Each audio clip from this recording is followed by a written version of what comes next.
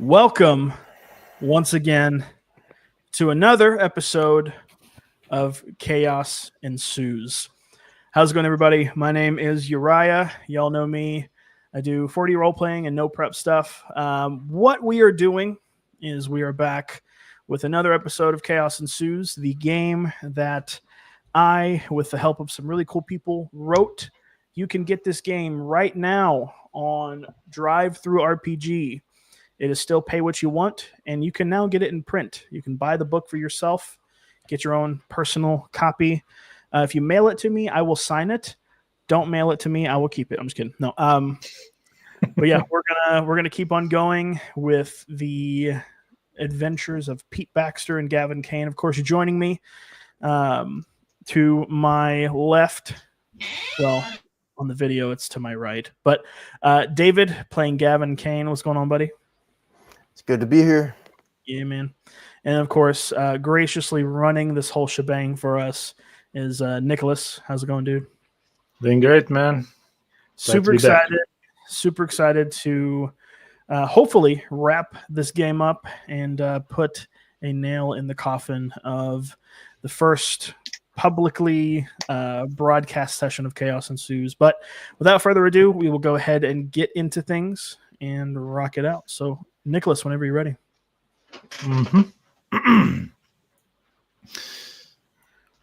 One second. Okay. So exactly 18 hours where we left from. Now in the cluster base, Pete and Gavin, after resting the night, I wake up in actually cold morning. Still, skies is still a bit overcast. The research team is making noise. They found something on your skin tissue that you guys left for them. It is early morning. I stretch and climb out of my top bunk of my bed, wipe my eyes, and start getting dressed. A steaming mug of coffee in hand, sort of gingerly sipping on it, scalding the roof of my mouth. I set it down. I throw on my dirty FBI jacket. I'm still getting dressed, taking my time. Start to walk towards the door of the small room that we're in, leading out to the common area. Gavin, shake a leg. Come on, we got work to do. Yeah. I get my phone, wallet, keys, shove them in my pockets, and head out the door, following Pete. I walk into the common area, past a sort of crummy-looking card table, vinyl cover on it, black plastic with a half-eaten box of donuts. I walk over and I grab one of the powdered donuts, take a bite out of it. Follow in behind, grab one of the donuts, shove about half of the whole thing, half of the donut in my mouth, chewing kind of obnoxiously. There's a couple people around, walking around, some with papers, some carrying boxes.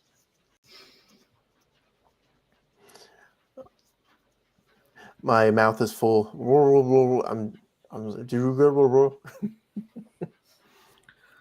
A hard swallow of the donut. So did you find anything? Man wearing glasses with rubber gloves, holding a single sheet of paper in his hands, approaches you. Yes, take a look at this. Hands you over. Seems to be some form of fungal infection. But guess what? I am walking over to that person and just listening. There's not a single match. Completely unknown fungal life form. Could either be something very natural or... So you mean to tell me that the fungal species that causes this infection has no match to anything in the area? Or do you mean anything at all? More of the latter. Removing his gloves. I'm starting the coffee machine to make a cup for myself, and I pull out something from my pocket, and like a notebook I'm looking through. Which, well, could be a coincidence, but the recent weather is actually being very good for this little guy to spread around. The humidity. Yeah, I noticed that. It's been kind of wet lately. Did you find anything on the... I nod my head over to the bag containing the spray paint. Did you find anything on the spray paint? Well, unfortunately, not. It seems to be regular spray paint. I'm flipping through my notebook. Here it is. And I walk over to a rotary phone, standing by it. So that's all we have. Just unknown species, and nothing on the paint. Well, that's the surface of what we can find here. What have you to say about the people around town? He pulls a chair, sits down. I lean against the counter in the kitchen.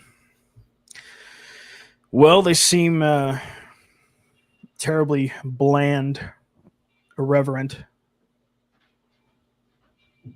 Like you could have pulled them out of any folk tale, out of a Willie Nelson song if you tried hard enough. I chuckle, and I start pressing buttons on the phone.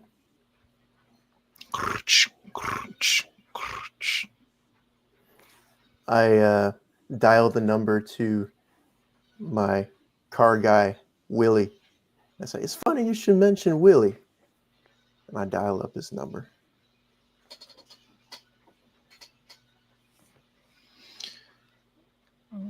He picks up. Hey, who's this? Hey, Willie, this is Gavin. It's not too early for you, right? Oh, Gavin. Of course not, man. Not open, but you know you're a VIP. Yeah, I was hoping so. I've got a nail in my tire. I think I've got some patches around here for, in the meantime, but I was wondering if we could swing by, maybe pretty soon. Yeah, of course. Just show up. All right. Okay. You know, Will do. Yeah. You still have to pay though. All right. And sounds good, Willie. And I hang up the phone. All right, but the scientist is still on the chair. Yeah. Do you have any other leads? The fungi don't sprout out of nowhere. They've got to come from somewhere. I look at the large map of the state. A couple of places of interest have been circled. The main location being relatively close to the Ohio River. I walk over and put a finger. Well, if we're here, this puts us inside of the Ohio River watershed. So if this is something that's being tracked down from the water, from the runoff in the river, then anything northwest of this direction, it's fair game. They said that there was something strange going on at the water plant. There was an incident or something. I thought it was, I look over to Gavin. I thought it was at first just some kids being rambunctious. I thought it was a consequence of sort of the gang activity and the anarchy going on, but... I finished taking a swig of coffee that was just brewed. I was just going to say the same thing. It could be worth checking out the water power plant. This thing is spreading like a virus. And, that's, unless it's in the air, water is the only thing I can think of. I set down the coffee. We also have the sister and the mother to speak to. Dean's sister or Dean's mother. We got conflicting reports from both Dean and Janet. I don't know. I swirl the coffee, eyeing it suspiciously, and set it down. And then I say, you're right. I was just going to check that out. Look up some public records on the computer. Scientist pinching the bridge of his nose.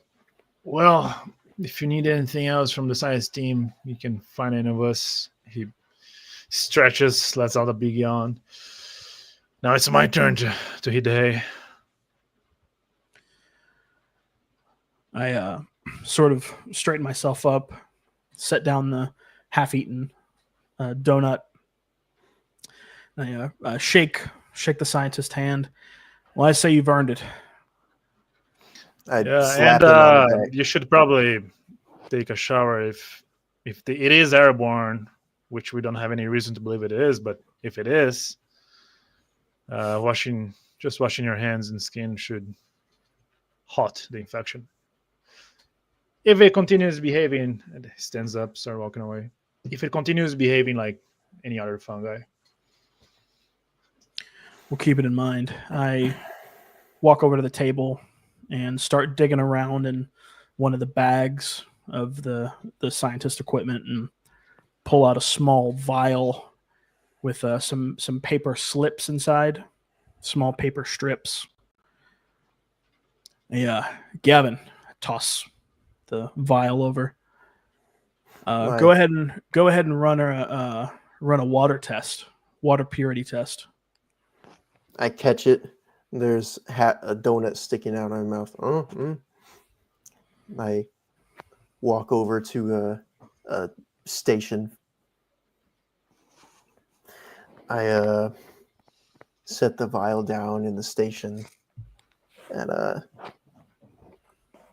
start writing down some notes.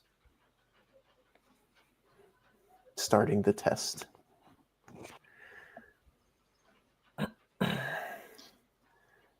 Soon enough, the paper strip turns into a yellow color inside water, indicating impurity. I take out the vial, hold it up so that Pete can see. Look at here.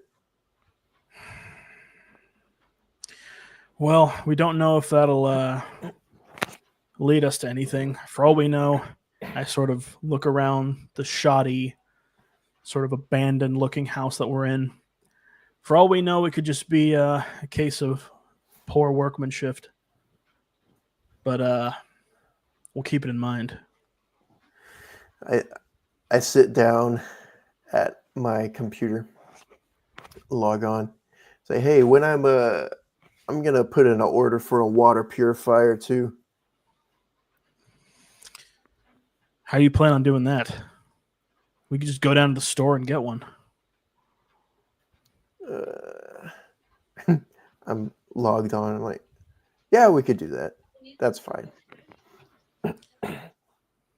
I'm bringing up a browser, and I lay back, stand up to grab another donut while I'm waiting on the browser.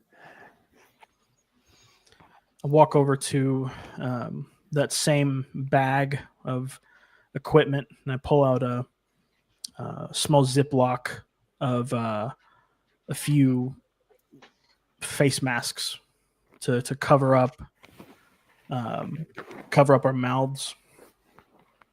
I slip one into my back pocket and have another one in my hand as I walk towards Gavin with it. Oh, thanks. Oh, get some gloves too. I walk back to the computer. You should already have those on you as I pull out my set that I keep in my pocket. Oh, right. I'm sure I have those somewhere. And I start typing away, pulling up a website of public records, looking for anything on the mother of Jeanette Murphy.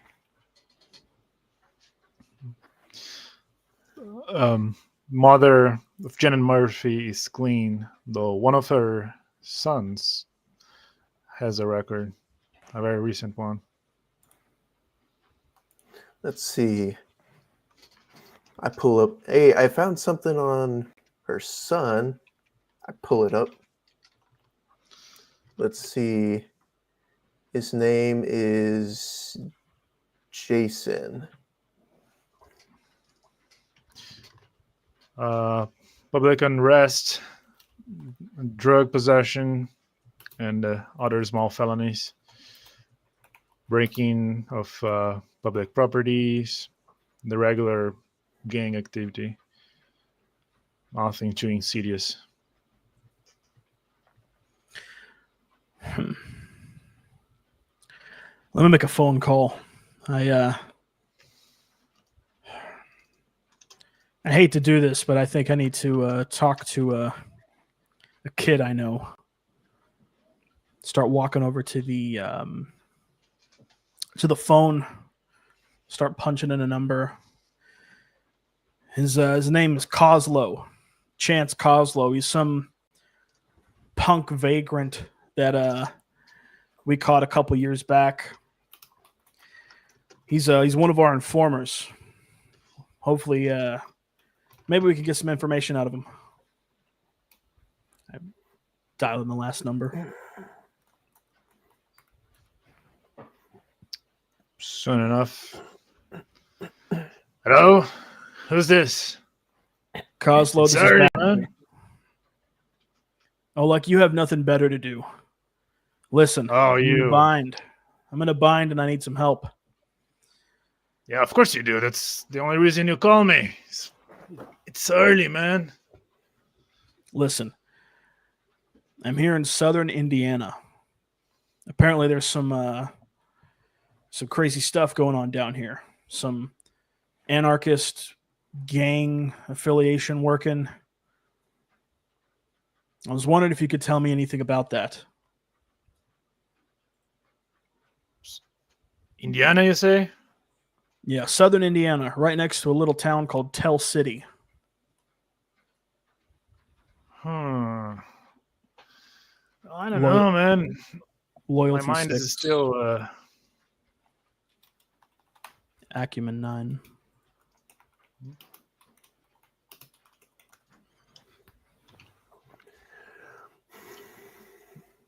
How much did you roll?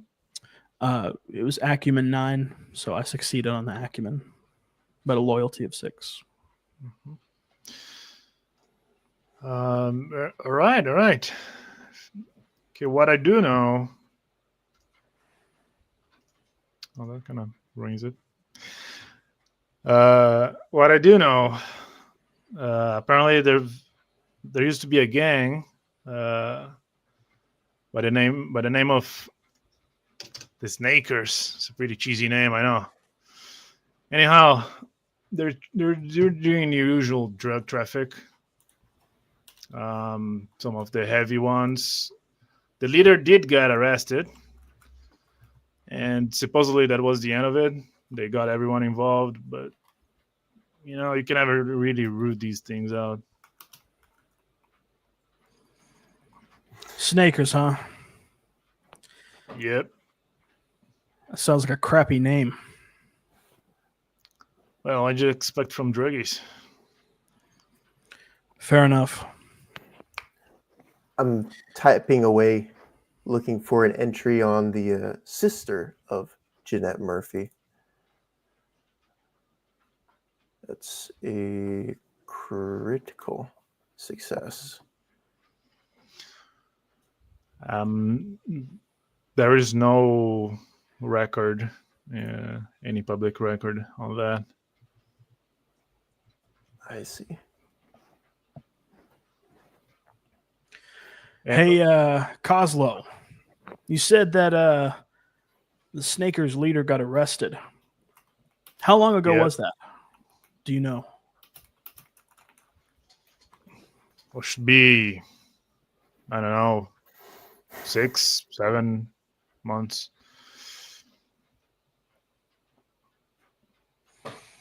That's interesting. Give or take a month or two.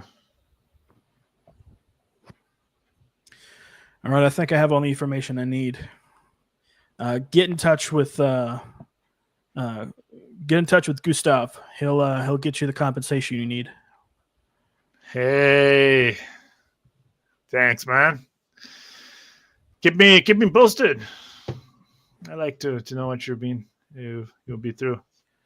You'll hear what I let you hear. Swing by anytime, man. Click. We can.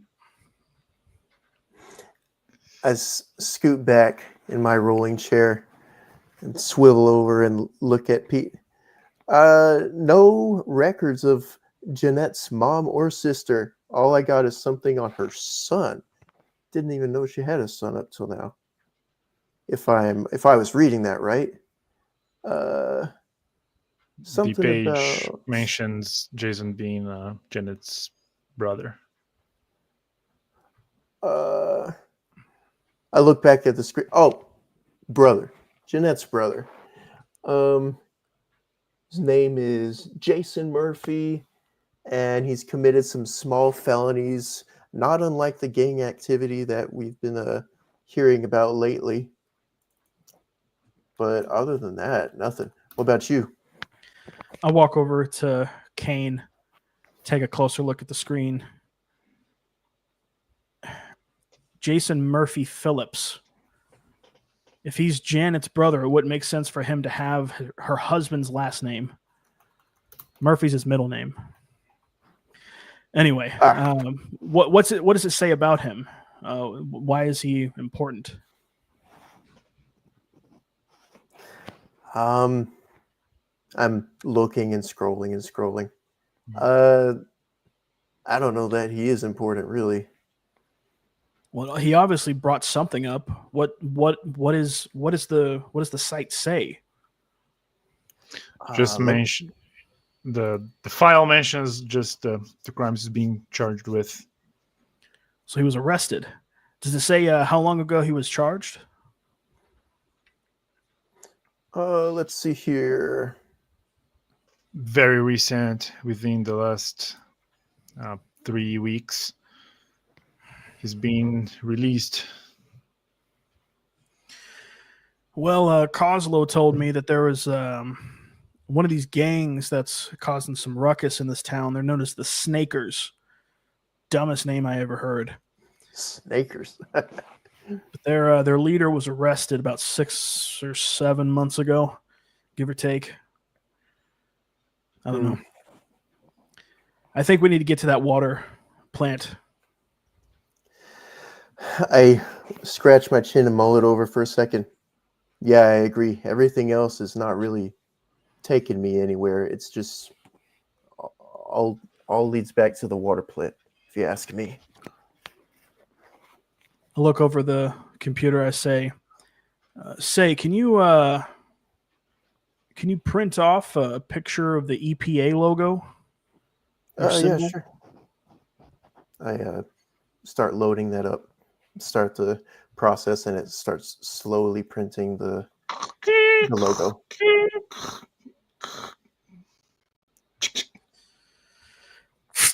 Rip the page out of the printer and grab a clipboard. Say to Gavin, grab a couple of those black jackets in the closet there. I stand up and grab a couple of jackets and hand one to him. Put on this sort of, I take off my FBI jacket, put on this sort of black windbreaker, and I dig around in this briefcase and pull out a plastic badge and clip it. Toss one to Gavin. Here, put this on your jacket. Catch it, start fastening. I guess that'll work. You ready to head out? I'm already walking towards the front door. Let's do it. There's a man standing guard nods at you. If anyone asks, we're EPA agents. We're doing a routine inspection on the water plant, and we're just checking things out. Agreed. I open the door, and I'm like, oh, my tire patches. I go and grab some patches from my room and come back out. Roll my eyes, start heading over to the car, and I hop in the passenger side. All right. I walk over to the wheel, and I have a hammer to pull out the nail, and then I put one of the patches on there. Should be a temporary solution. That ought to work. Success. And then I get in the car. Let's roll. I smell the aroma of the burning rubber as the patch is adhered on. The patch melds to the tire. I haven't smelled that smell in a long time. All right, let's get out of here. Let's go. I put the pedal down and I'm going. I say, you mind if we stop at my guy's place first? He can get this tire fixed a little bit better. Give a side eye. Fine. Make it quick though. I'm just driving in silence. So after a short ride, the mechanics shop now in view. Guy is opening up the gate. The sign still says closed. Looks at the car far away, beckons.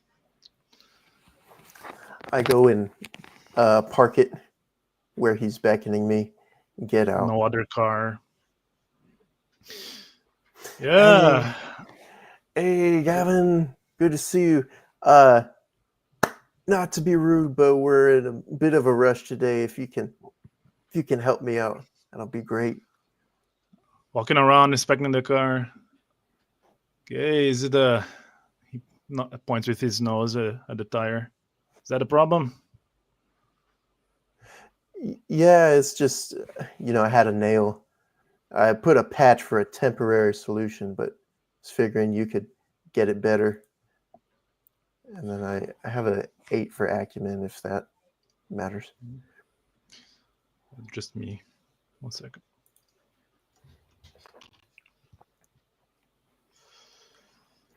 All right. He bends down. All right, fine. We can do that. It's Sunday morning, right? He's grabbing his $2.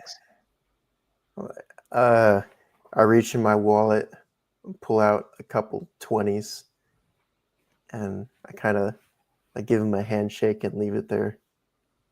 Yeah, I know Sundays can be rough. Yeah, it's, already working on the tire. Don't usually work on Sundays, but he looked at the money. Come on, man. Sunday morning. I walk around to the trunk of the car and open it up. I affix a tripwire to the inside, set the other part on the top of the trunk, closing it and arming it. I get a buzz on my pager letting me know that it's ready to go. Think to myself, if anyone opens this thing, I'm going to know about it. I pull out one more 20. All right, but this is my last one. This is what I got. Here you go. I put my wallet away. Opens a big smile. Picks the money, put on his chest pocket. All right. Looks at you, Pete. Nods. Morning. Morning. Do you have a restroom I can use? Oh. Number 1 or 2? Because if it's 1, feel free, man. Free country. Oh, it's number 2. I'm sorry. Okay. He looks at you, Gavin. You trust him, right? For number 2? Yeah, I'd say he's good. I'm chuckling. Picks up some keys, tosses it at you, Pete. You can open in the convenience. I trust you won't steal me, man. Keeps working on the tire. I extend the same courtesy as I start to walk over to the door. I walk around inside this small lobby and find another coffee pot in the lobby of the mechanic shop. It's all turned off, lights off.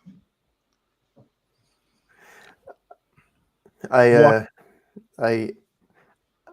try to flip it on and grab a paper cup, and then I look at the machine and I put the cup back down. I walking inside the store, looking at the sort of liminal space of a closed convenience store.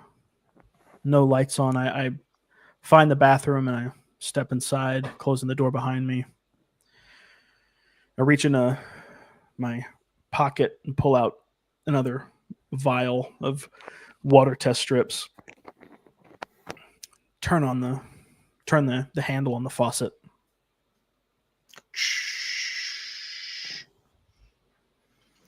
Take a strip and run it under enough to activate it. Starts becoming yellow. Outside. All right. Standing up. Start cleaning his hands. Should be fine. It was a gnarly dare here, huh? Good thing you had a patch. I hear something from inside the lobby. I go out into the vehicle bay. Is she done? She ready? Yeah. Oh, okay. Thanks, man. I knew I could count on you. Also, I'd be careful about the water. Maybe filter everything. Get yourself a water filter. I pat him on the back.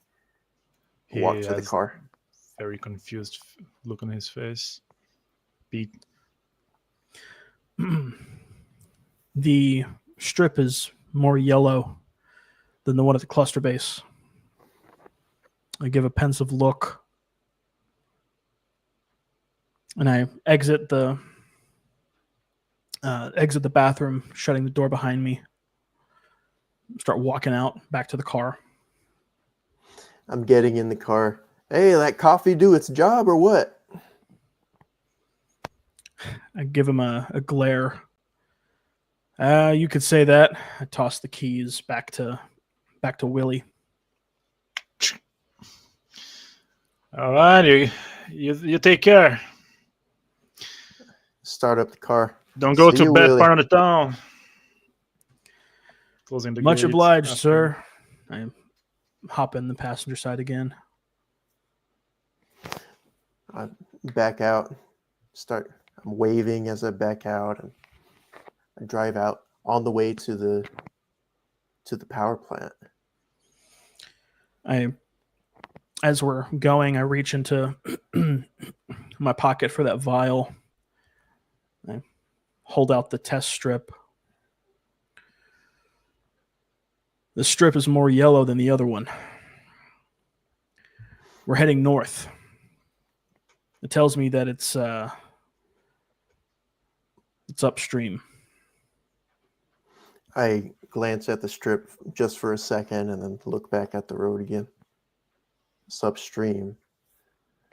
So does that line up with what we were thinking? It could start at the power plant. It's definitely a good sign.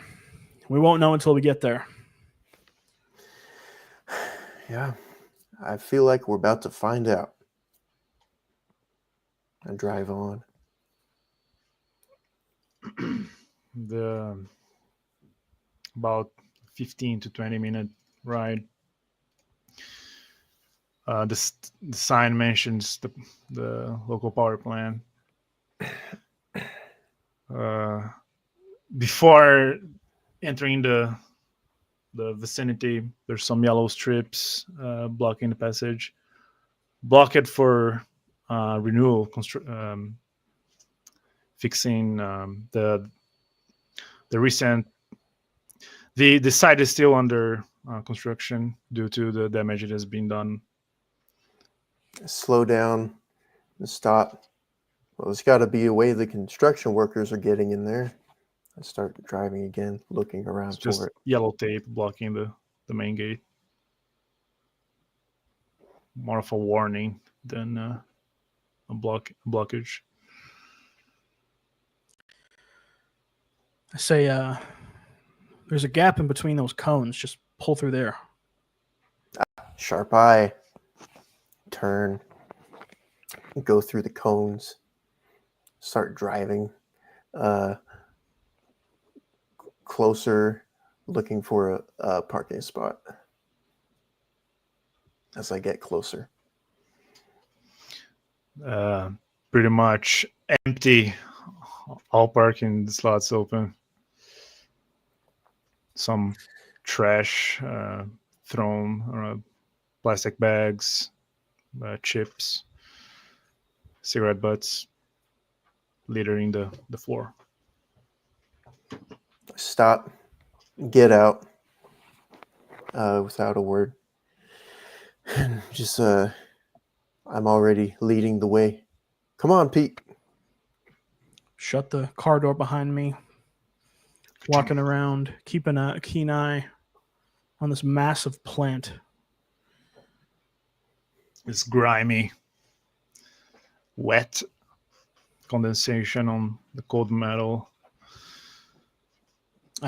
No birds, no insects can be heard. I sort Only of rushing water. tap my shoulder holster. Continue walking after, clipboard in hand, and start walking towards the front lobby main entrance.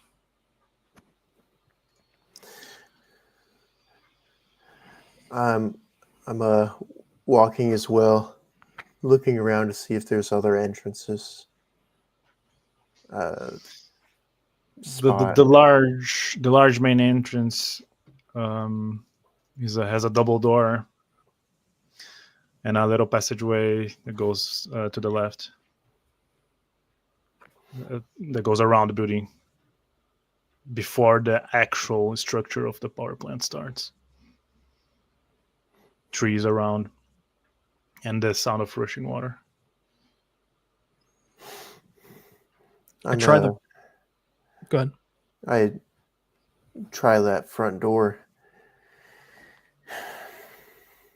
Give it a It jiggle. opens. I turn. Maybe someone's expecting us. Well, if that's the case, then we're screwed. I grab a Maglite flashlight. I look inside. Just look around. Not very dirty though, with some dust on top of balconies. CCTV cameras turned off. No, non-moving, no blinking lights. There's some dust patterns on the floor, the feet dragging and movement about. I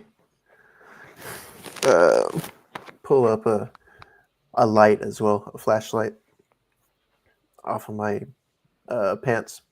Turn it on. Looks like someone was here. I'm pointing to the dust on the ground that was disturbed.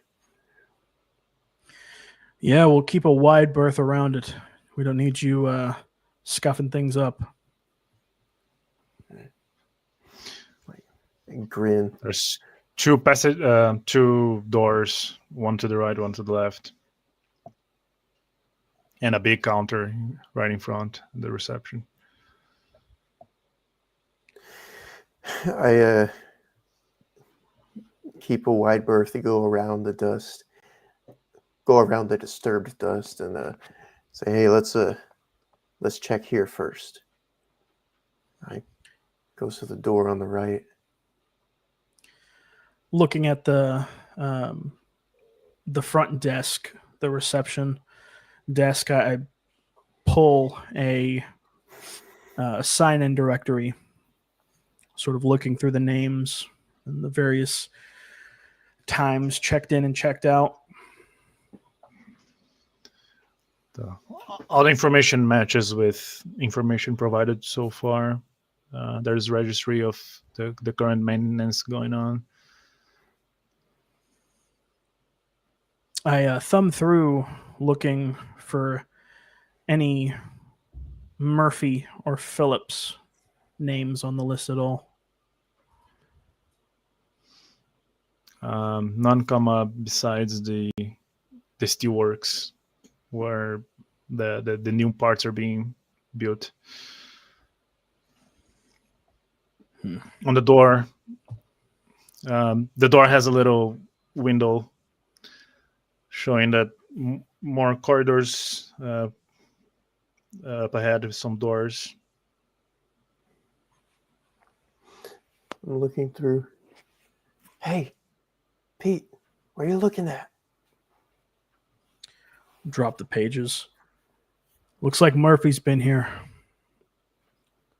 That probably explains where he got the rash.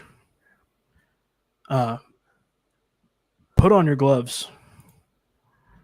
I put my light between my legs and start fiddling and putting my gloves on. I pull out my mask, equip that as well. Put on the other glove on my hand. Start walking towards the door. You see anything? Just more empty corridors. Some of the doors are ajar. Let's see. I leaning against the door and then trying the handle. It opens. Dust, specks flying through in front of the light of the flashlights.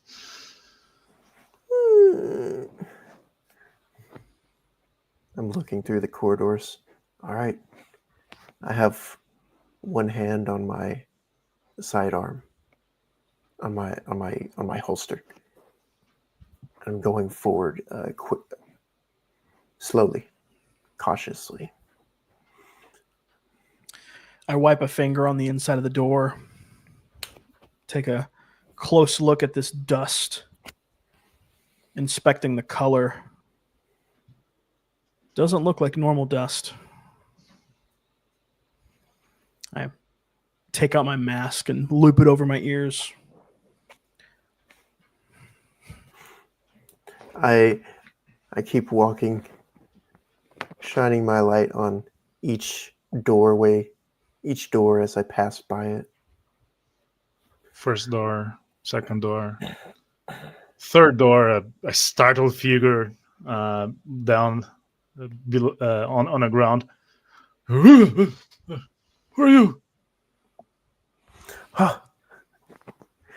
I say, I'm startled, and I for a second I don't say anything. Please don't hurt me. Please don't hurt me. Hearing the commotion, I quickly rush over, gun drawn, flashlight out, Karen trying to. hands where I can see him. I'll leave. Please, Don't please move. don't hurt me. Don't move. It's Hands where I can see quivering. him. Hands up in there, shaking. He's dressed like someone who's been living in the streets for a while. I Not point really old. my light down so it's not in his eyes. I still have my hand on my holster. I didn't break anything. I was just sleeping here. I'll leave. You're going Hey, to stay look. right there. Cuff him, Gavin. Sort of looking over at him. I've done nothing. I swear. Fumbling through my pockets and pull out some cuffs. Look, this is for your own good, mister. I walk over to him with the cuffs. Shaking. He looks very thin. You're gonna put me in jail? Hey, listen, we just where are we gonna put him, Pete? I grab one of his arms, start to attach the cuff. There's rashes on his arms. Hey, watch Attach where the other cuff. you're touching. Hey, remember, we need to disinfect those before we put them away. I sort of start to scan the area. Put me away? You're gonna put me? No, don't kill me, please. Hey, I snap back at him. Shut up. Start looking around at the surrounding areas. There's some empty plastic bags around him. I pull at his arm, make him stand up. Listen, man, His we're not. face is like a large patch of rash going from his neck, touching his lips. I say, hey, Looks right. listen, man, I'm not gonna hurt you. Just tell me what you're doing here. You don't look so good. He's shaking. He looks at Pete with wide eyes, his mouth quivering.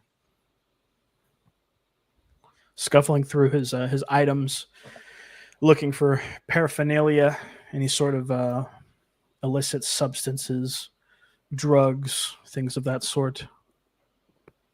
There's residue of some sort of dust in the bags. Can I talk?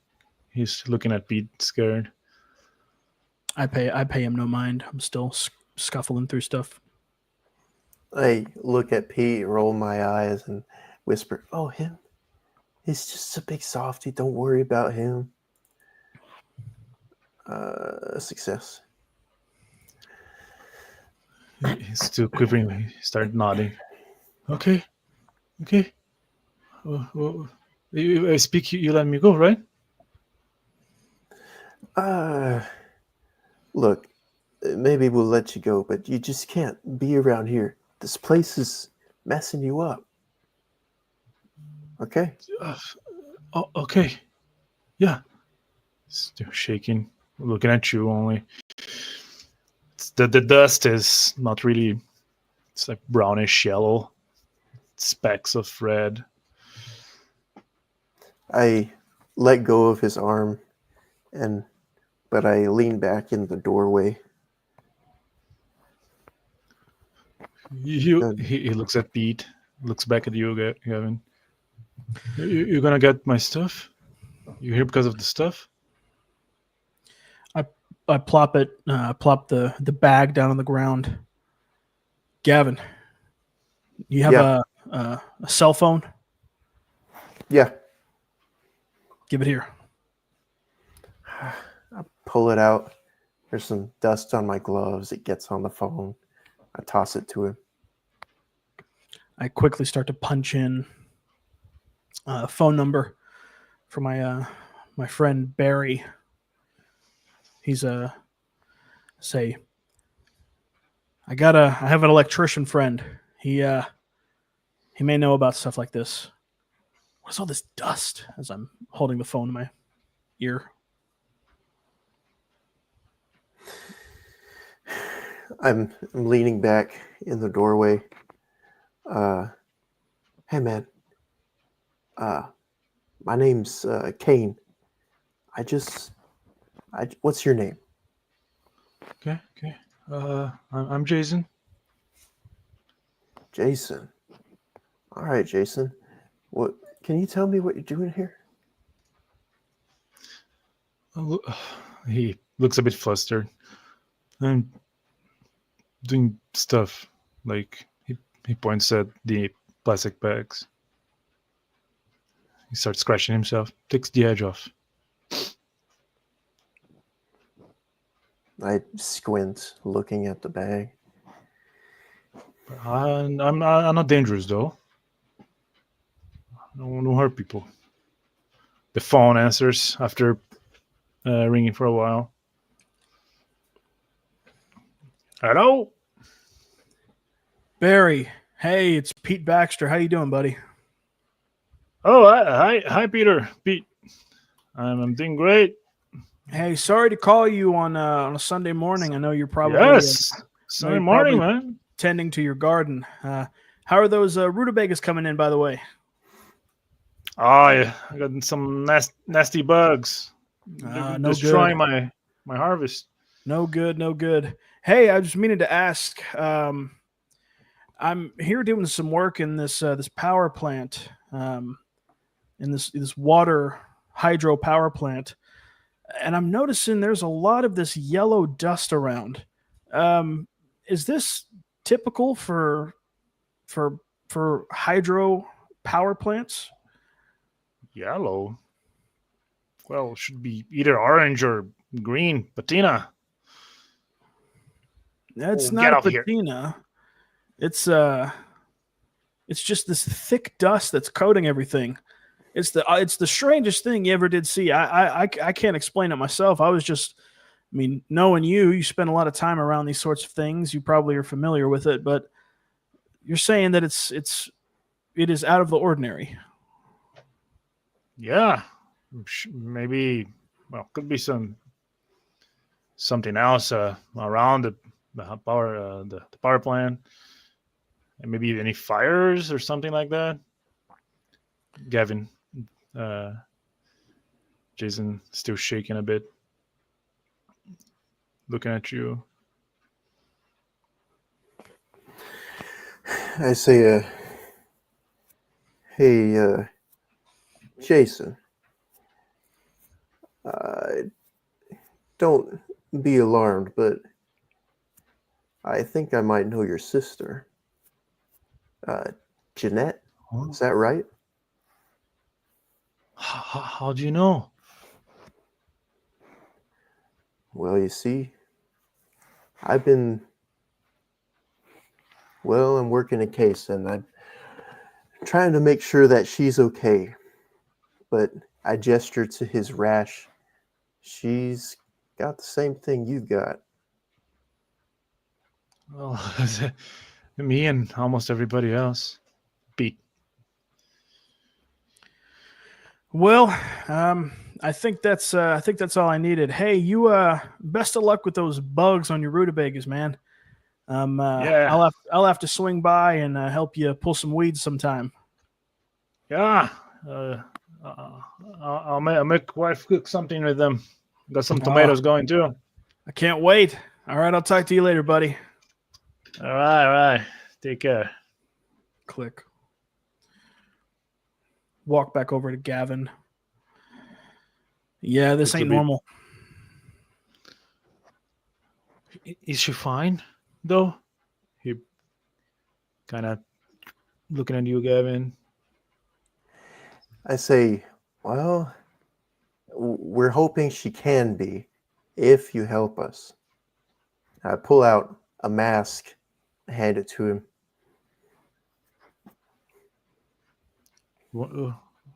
He puts on, flustered, and kind of turn his head away from two of you. Well, she's a good girl. What do you mean, good girl? Gavin, wait. You're telling me this bastard is... It's her brother? It's Janet's brother? Would appear so, Pete. Jeez. Meet Jason Murphy Phillips. What the hell are you doing here? I was snorting the stuff. Look over at the plastic bag. Hey, Jason, where'd you get this stuff anyways? Never seen anything like this before. He looks at Pete.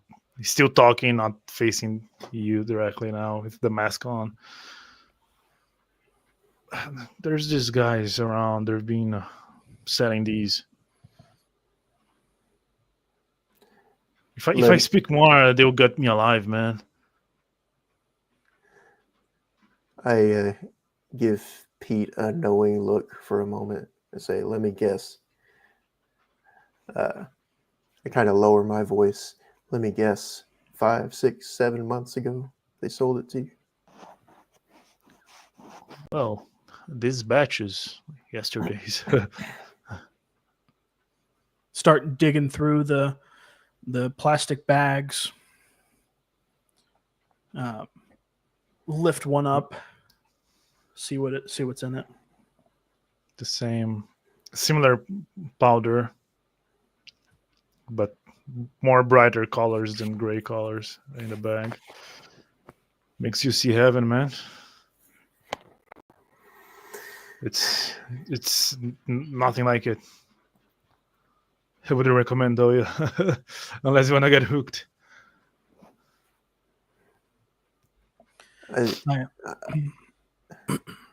I put my gloved hand on his elbow. Look, Jason, I know when you're addicted to something, it seems like the most important thing. But think about Jeanette. She is not doing great. Okay? Do you understand? Why? I have nothing to do with it though. Hope the best for her, but Okay, yeah, but listen, my point is, I need you to tell it. I know you think you shouldn't tell us about these guys, but we need to know who they are. Let's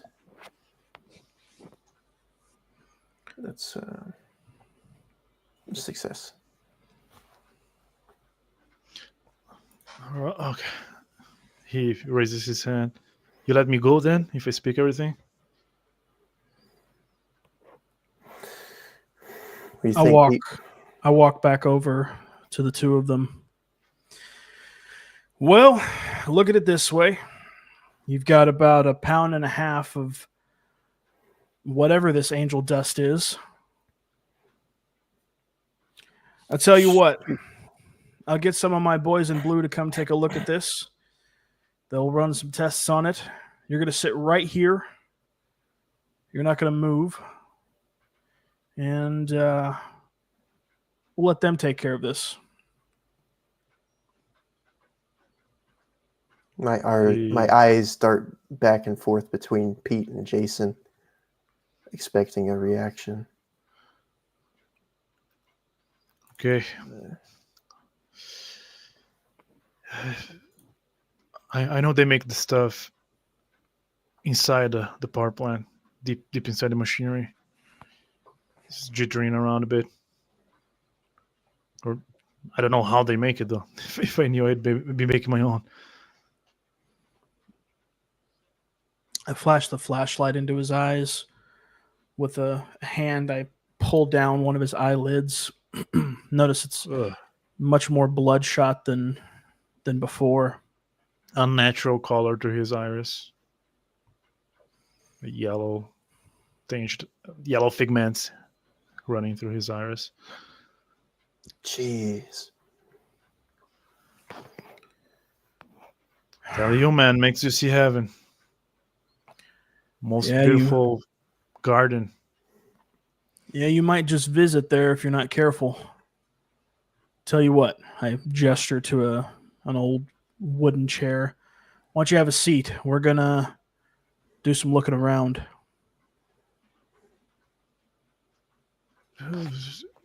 He's nodding, sits down, very thin. Okay. I move my flashlight around. So you just sit here in the dark all the time? I'm looking or feeling around the walls, looking for a light switch or anything. I think the light's busted. That's a little storeroom. Some broom, metal cases to storing a bunch of stuff. I don't stay here all night, every time. I'm just here today. Ironic. Got my Power fix. plant has no power.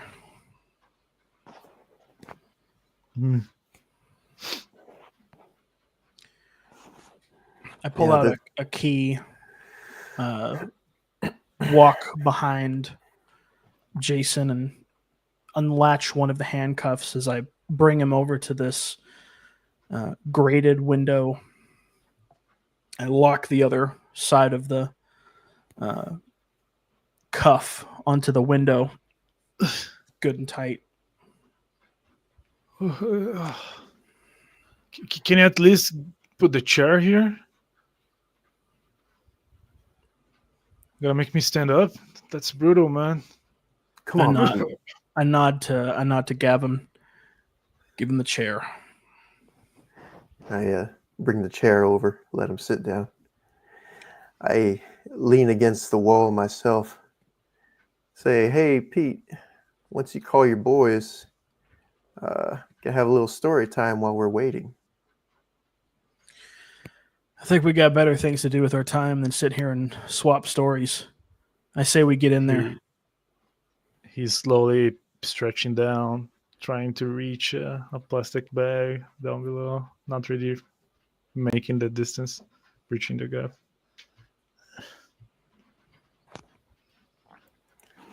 I kick the bag a little bit away from him.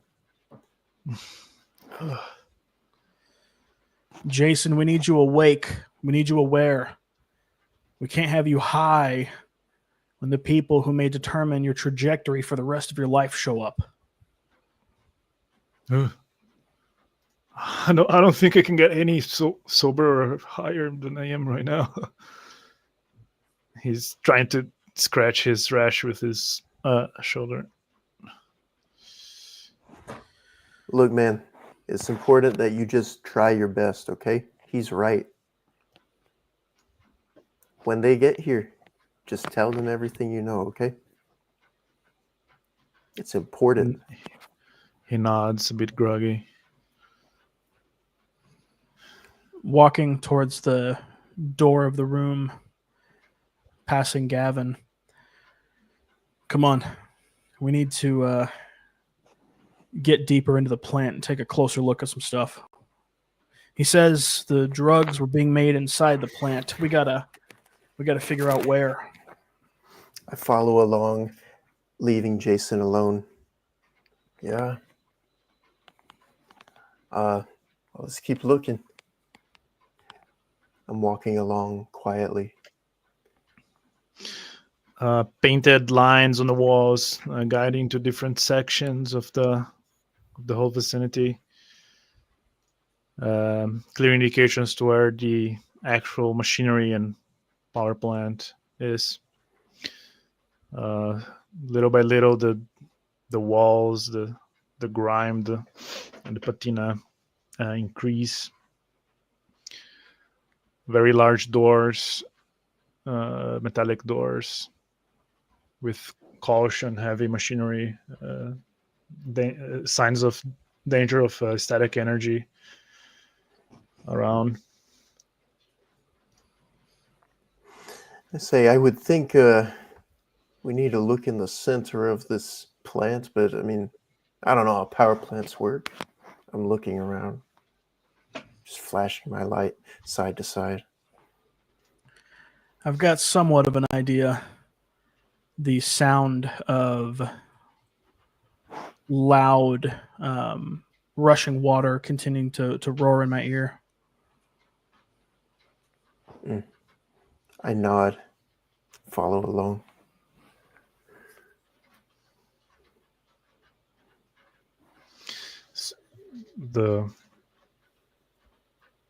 Soon the the scenario becomes like the picture.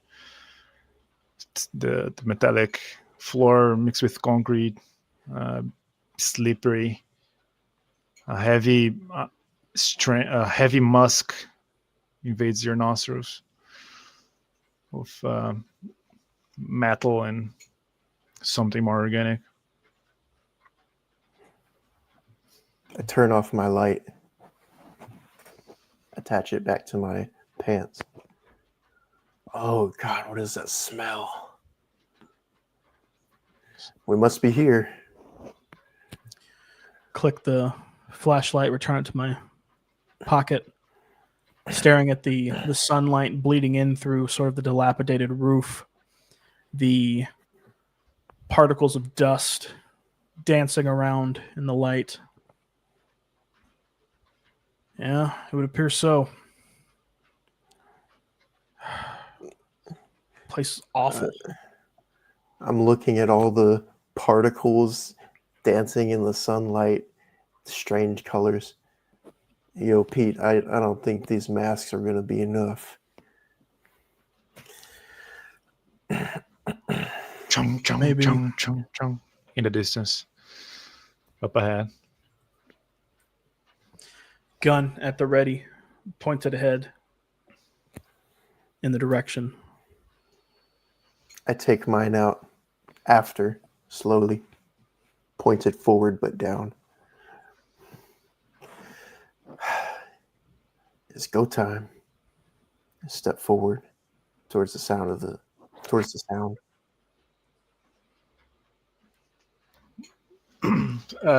The water rushing gets heavier. The sound of the water rushing becomes louder. And some boot marks on the grime on the floor. Some corridor full of metallic walls and pipes dripping.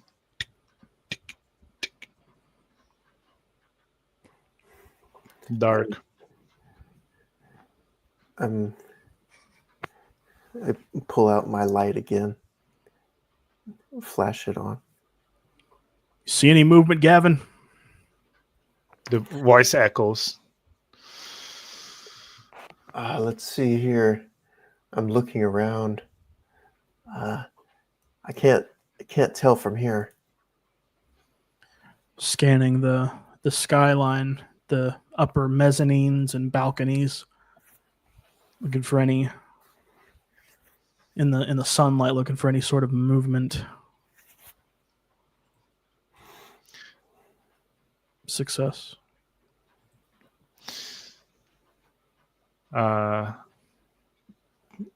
Completely empty. Zero signs of someone on the rails above.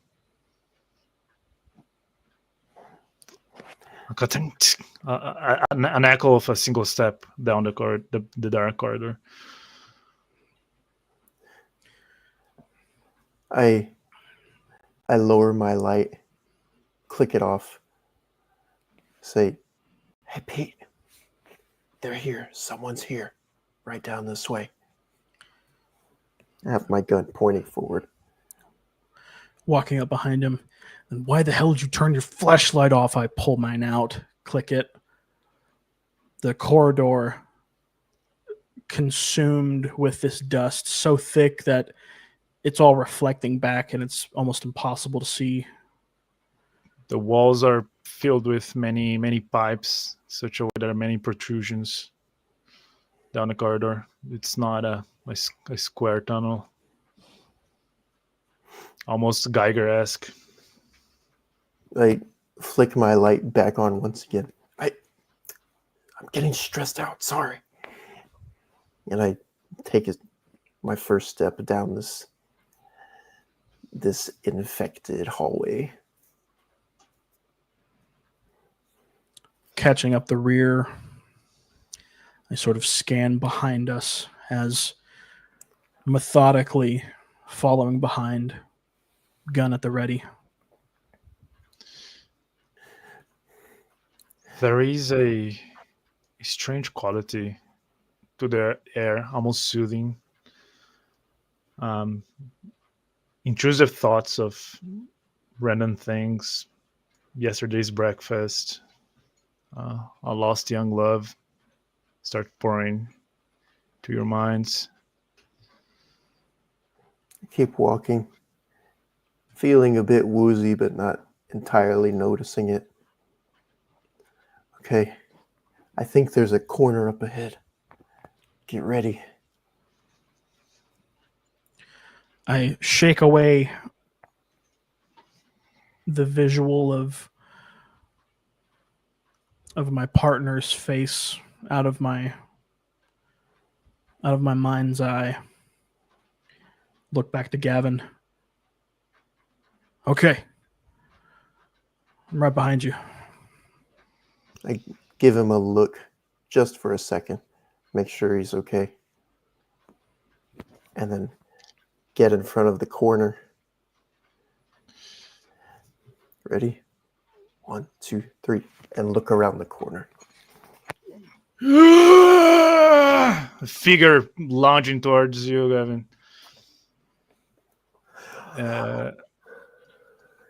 It's holding a knife in his hand. It's oh God!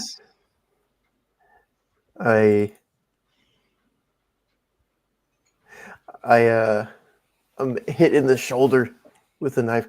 Oh! Almost like a cadaver in his face, enveloped in rashes. He's struggling on top of you. I struggle for a moment, and then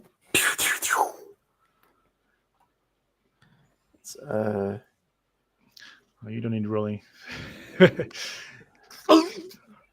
He steps back, starts coughing, black blood falls down, cloud of dust swirls in the air. This sudden burst of movement, the ringing in my ears from the gunfire. Gavin, what the hell have you done? Rushing over. There's more feet echoing down the corridor, and now becoming lighter. Walls thick, encrusted.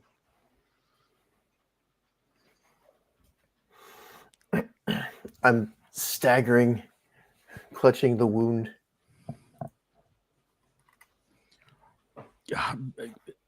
Don't pull it out. God. I look at the wound, and then my eyes go to the man that was shot, inspecting him.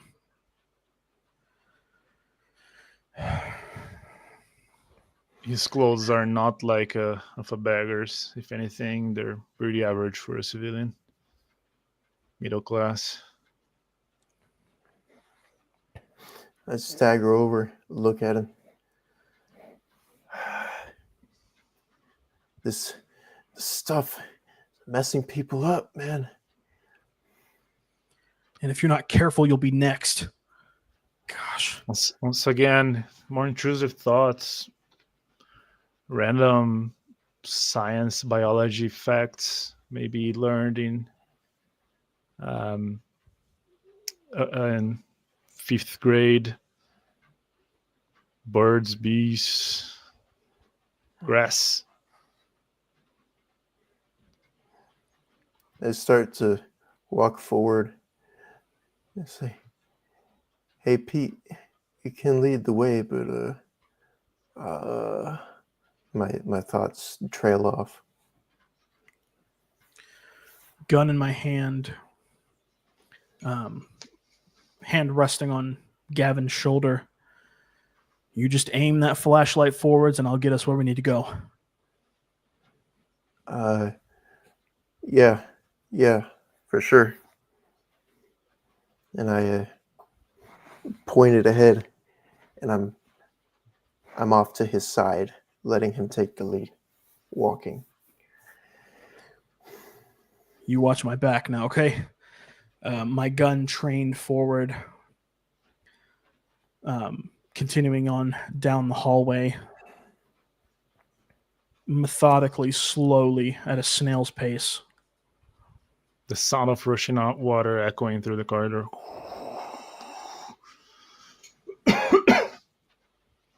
A large antechamber with tanks and other machinery.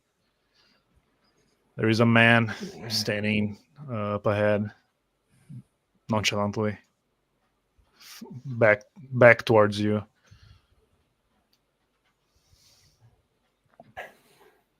Gun trained on him. Light sort of slowly going from his feet up towards his head. I look at his clothing. A bit raggedy, but civilian still, if not dirt by the grime and dust. He's twitching his fingers, touching them methodically.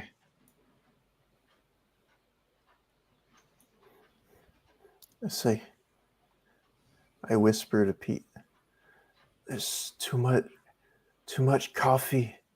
I can't hear myself think, man." My light is kind of not staying still. Hand on his shoulder. Stay with me, buddy. I can't drag your heavy ass out of here by myself. The man turns back, hearing Pete. Covered in rashes, but a peaceful demeanor and blissful look on his face. Mouth agape. Look at Pete, pointing a gun, no reaction. I rack the hammer back. Hands where I can see him. Has a stupid look on his face. Does not register anything. Rack my hammer back as well. Once again, more thoughts, random thoughts, people you once met, joy, sorrows you once had.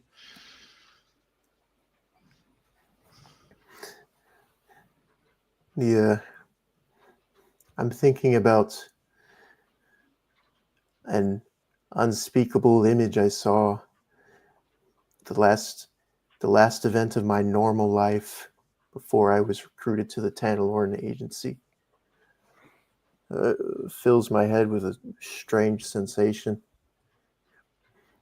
I say, "Pete, it's happening again." No longer whispering. I look to Gavin. I look to Clarence. And in a blink of an eye, I look at Gavin again. Just hang in there, buddy. Turn back to the man standing. Did you not hear me? I said hands where I can see him. He blinks a few times, snaps back to sense. Oh! He raises his hands. What's that? "Hey, you heard the man? Hands up. Get on your knees." And I approach slowly. start struggling, gets down on his knees. Huh? Wait. Who are you? Don't you worry about that. And I'm close up on him now. Wait, you're not here to see the sun.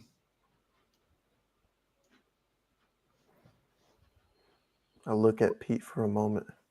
Are we going to see the sun?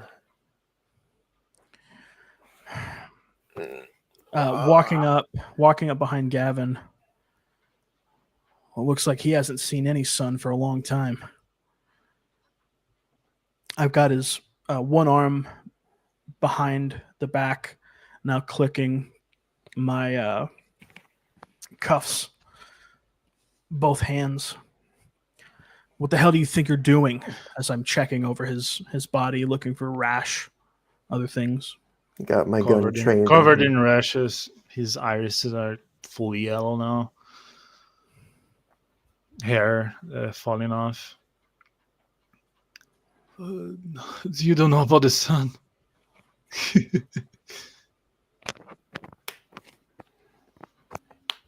What the hell are you talking about?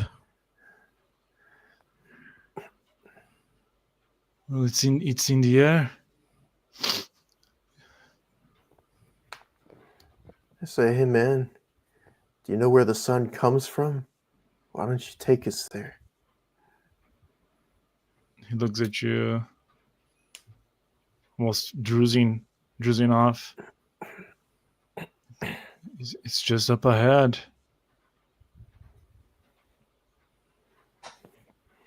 I put an arm on him to stand him up.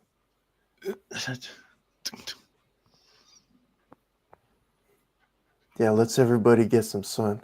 I push him forward and follow behind him. The crust, the floor is now soft, almost like stepping on powder. The slight crunch, almost a slight crunching sound, like you're compressing cornstarch. Walking over this, the gun barrel firmly pressed into the man's back. Any funny business, I'll send you to see the Son, the Father, and the Holy Spirit real quick. He giggles. I'm laughing too. Can't really control it. That was a good one, Pete. Give a sideways look to Gavin. Should have been a comedian instead. I lower my gun for a moment. Oh, you should hear this guy. He's cracking jokes all the time, right, Pete? This bewildered look in my face. In a hushed voice, could you try to be a little bit more professional? You're working, for Christ's sake. I'm grinning ear to ear. Yeah, you got it, Pete. He stops a bit. Wait. Do any of you know someone named Sarah? Sarah? I don't think so. Someone from your past, maybe? I look at Pete. What's this guy talking about? What do you know about Sarah? I don't know. I just had this mental image of this tiny girl playing with a toy dinosaur. And the name Sarah. It clicks in my head. Hey, we're all seeing things right now, aren't we? I just realized. And I kind of push him ahead to keep walking again. The corridor moving ahead. Large and the antechamber up ahead. Light coming from broken ceiling. I'm telling you. A gun still firmly planted in his back. Clarence, if I hear one more sideways remark out of you, I shake my head. Looks back, smiling. How'd you know my name? I'm looking at both of them. Now, how'd you know that, Pete? Clarence? Who's Clarence? I give a double take, look back at the man. A voice down the corridor. Let them come, Clarence. Stop playing games. Come, you'll be guests. Come. Echoing. I have my light and my gun pointed in the antechamber to look around. Someone hiding. But I can't make anything out. Well, the boys are there. I guess they want to see you guys. Right, Pete? I shove him along, seeing the face of my old partner phasing in and out, overlaid on the man's face. He's walking forward, almost guiding you now, still with his hand behind his back. All right, let's go. He's dragging his feet. The voice once again. Come, you three. Come look at this. I'm about Come to with enter. your guns if that makes you calmer. Some coughs. Echoing. I stop Dust at the threshold of the antechamber. 3 people can be seen around a hole.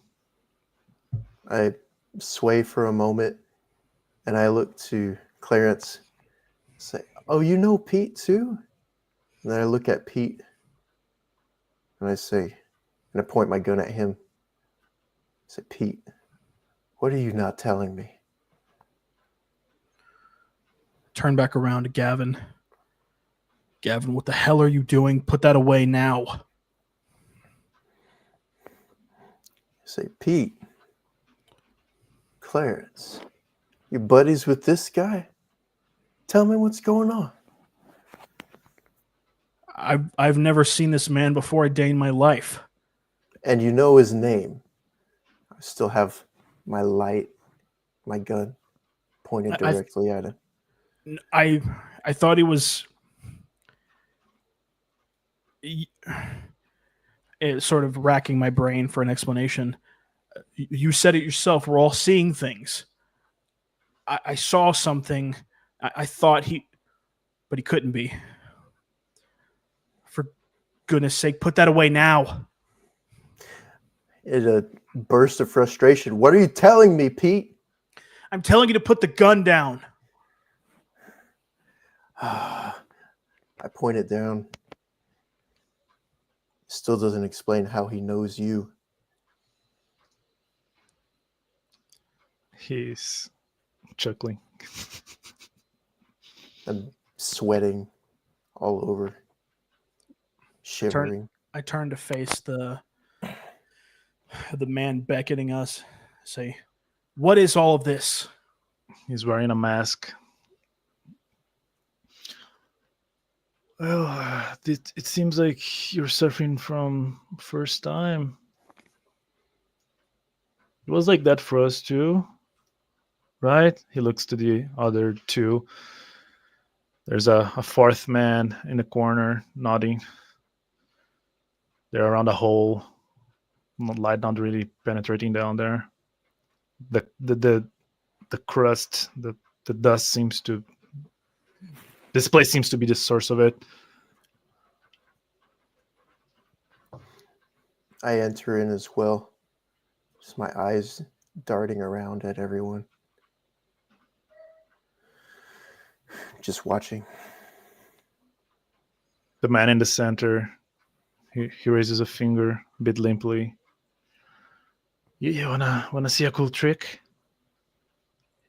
He points at Pete. Think of a number.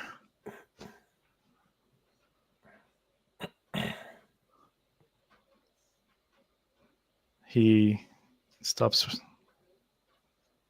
for a while, like almost seems drowsy, almost falls over. 6. Lucky guess. Try it again. No. Actually, he does a wait sign. He does a wait. What number am I thinking of? You tell me. 67. I mouth the number at the same time he says it. Everyone else chuckling in the room. Huh? What'd you think? Pretty neat, huh? I'm racking my brain trying to make sense of this. I've stopped pointing my gun at anyone. I just have it at the side. He looks down the hole. What would you say is the source of all evil in the world? Why don't you tell me? There's, I would say, discord. Maybe individualism. Similar synonyms flash in as intrusive thoughts. Nodding heads from all the men.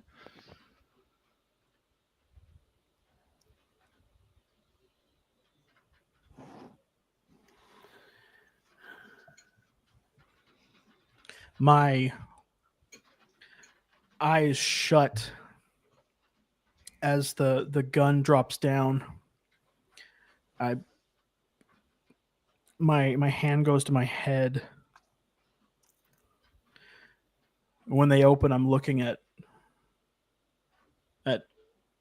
Clarence, my old partner. Bullet wound in his head. His living corpse standing in front of me, talking to me.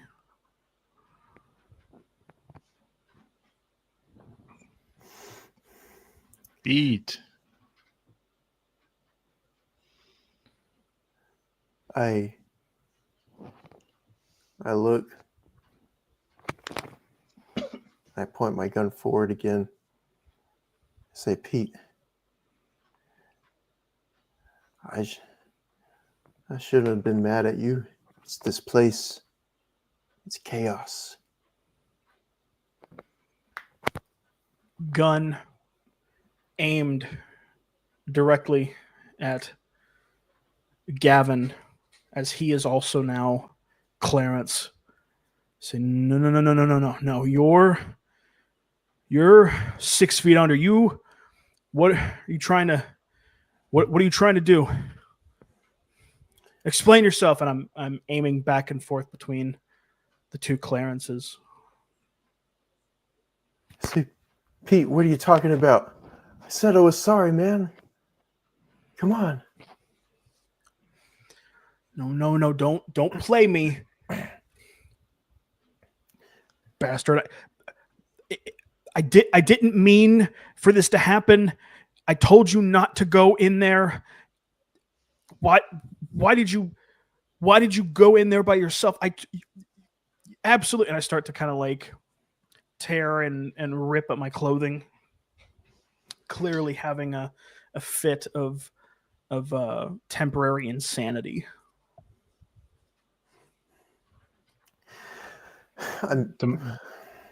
The man, they're standing where they are, looking at the three of you.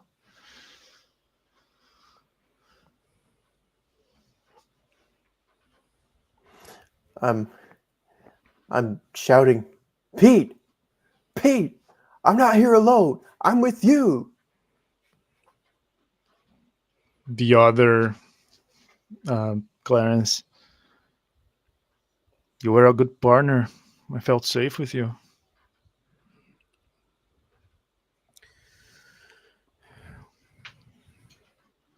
Gun still trained, moving back and forth. Rage building up. I try to take a deep breath and calm myself.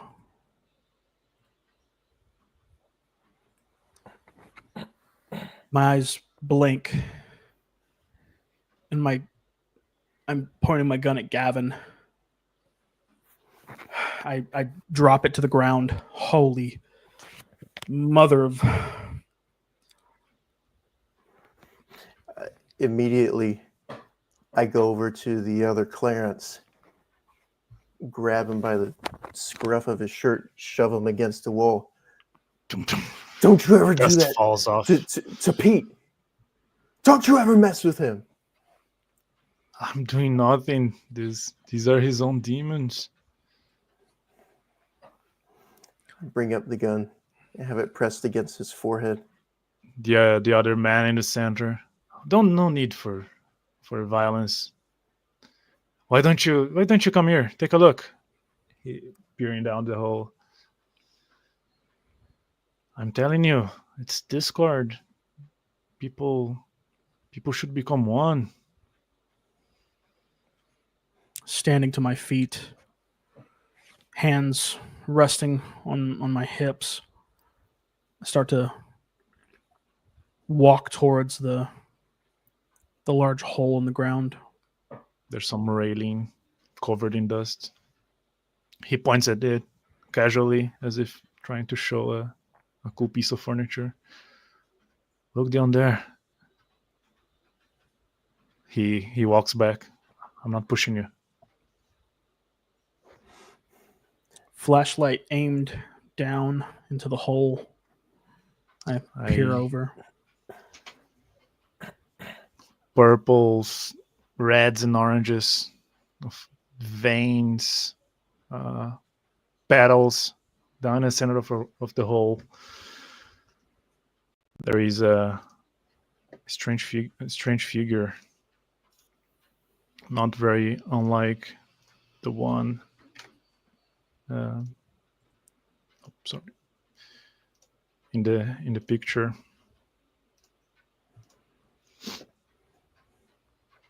Sweat pouring down my brow, dripping off my nose. Still have the gun pressed on him. What is it, Pete? A pulse of impulsive thoughts invade your brain, almost calming, trying to make you feel peace. Trying to once again ideas of unity, of growth.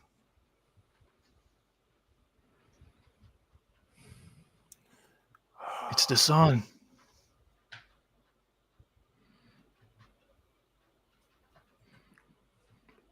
I look back to Gavin. Somebody's down there. I release my grip on Clarence slowly.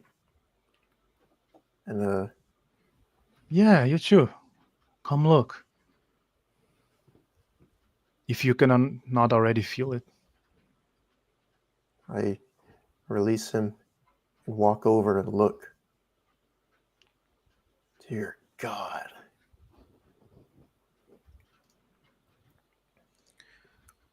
Incredible, right?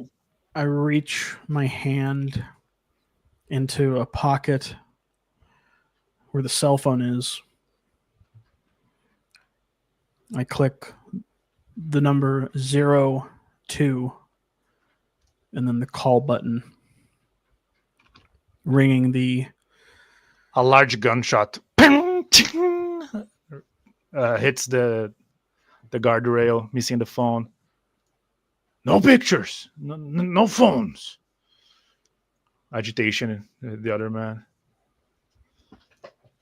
Hand swiftly out of the pocket, raised up. The man in the middle, almost like a child throwing a tantrum. People are not ready to see it. I immediately turn around and look up at him. Why not? Why aren't they ready? What is it you're afraid of? It doesn't want to be seen yet. You want to be felt. He runs his hand on the rail, pick up a thick ball of dust, grumbles. Need to feel it first. I lean back against the rail and I feel the dust with the bottom of my palm. Not like that. He points to the other man. Give him a bag. Walks over, hands you a bag with more refined, more colorful than the average dust on covering the walls and everything else. You can inhale it. I Staring daggers into Gavin. Kane, if you take that, I'm going to arrest you on charges of drug possession. Giggling around the room. I take a step toward it, and then look at Pete. What do you think of a group sesh, huh? What do you think? Everybody at the same time. You're gonna see something you're not gonna believe. Sounds see pretty, heaven. Sounds pretty good, Pete. I've already seen enough.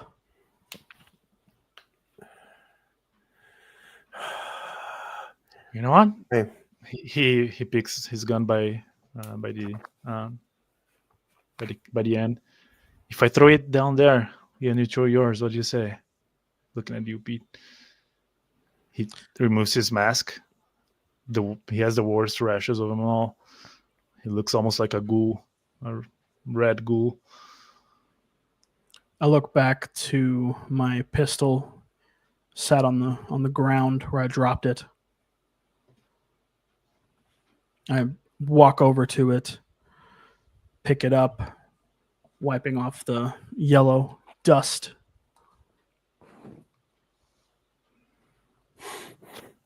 I look. Huh? I promise. He starts dangling the gun over the hole. I look at the disfigured man. I look at the bag. I look at Pete. Back to the bag. Back to Pete.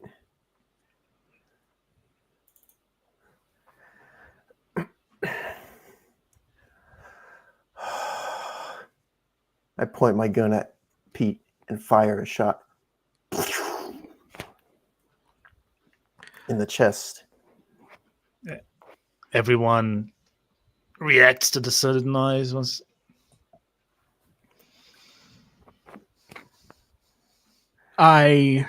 Seeing the sudden movement, I attempt to roll off to the side, trying to get out of the way of the gunfire, rolling behind a big metal canister.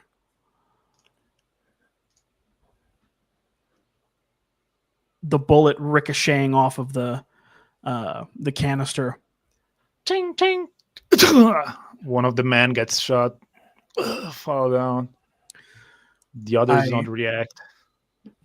Standing up, I aim the gun at the center man and fire off 2 rounds.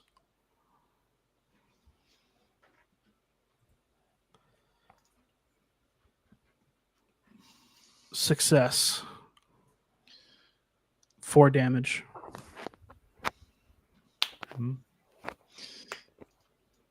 He falls backwards. One hand on the railing. His gun falls down the hole with the shock. The other 2 men rush on top of you, Pete. And the two men jump, trying to restrain you. They choose slow movements, predictable. You can almost feel where they're aiming at.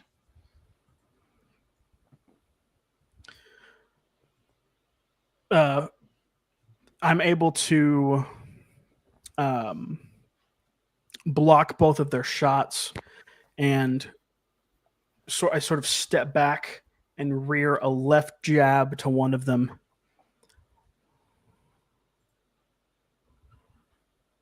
Hit. Knock him in the face for 2 points of damage to the head. He stumbles, thrice backwards. Gavin. I'm shaking, looking back and forth, thinking about what I just did. And the bag is too alluring. And I rush over to where the disfigured man stands. Let me have some. He's bleeding, holding his side. He extends the other hand. Here. Snort it. Gavin, where the hell are you?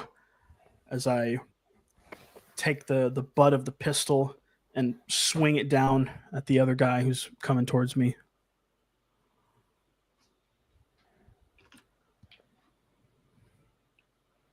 Critical success. With a dull thwack, the man is knocked out. He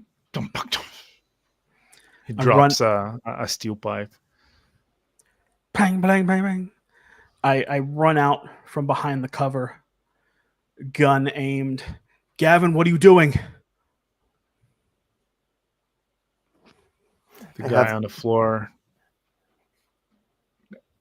is still holding the bag, little bag.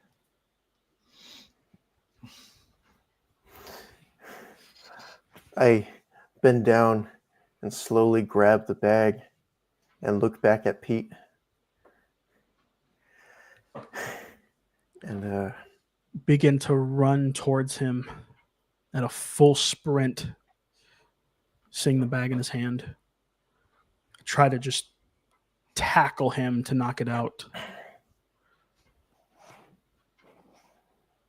I just stand there. I'm not resisting it. Behind you,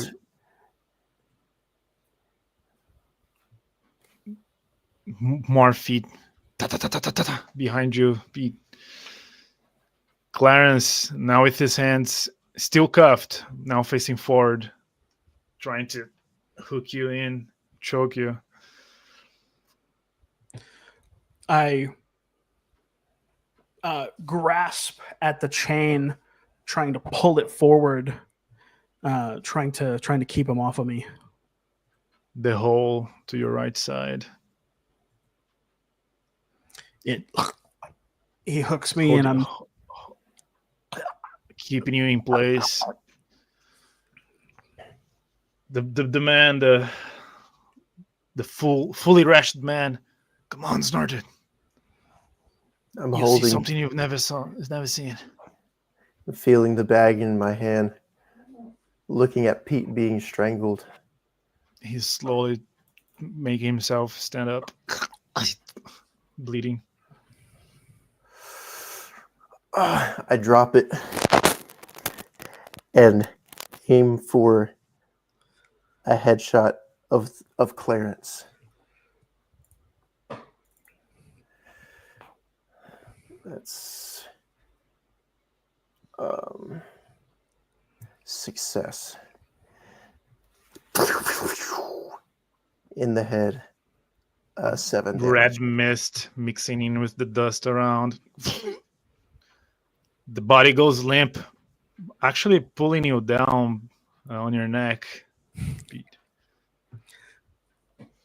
Slamming my back on the ground. Get out of the chokehold.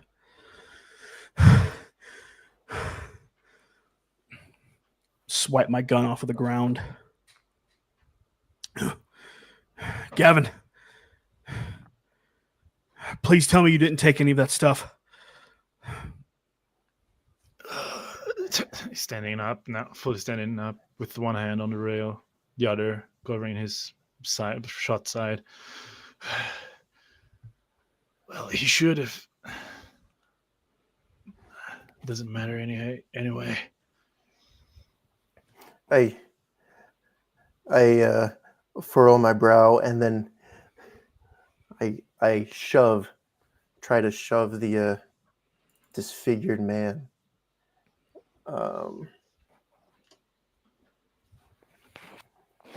I'm a failure. I'm grappling him on the edge of the rail. He tries to pull you into the hole, but fails to do as well. Running up, seeing this scuffle, sort of a slight limp to my gait as I grab the disfigured man and with a heavy effort attempt to toss him over the rail.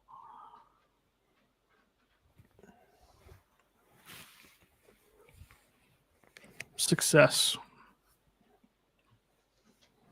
He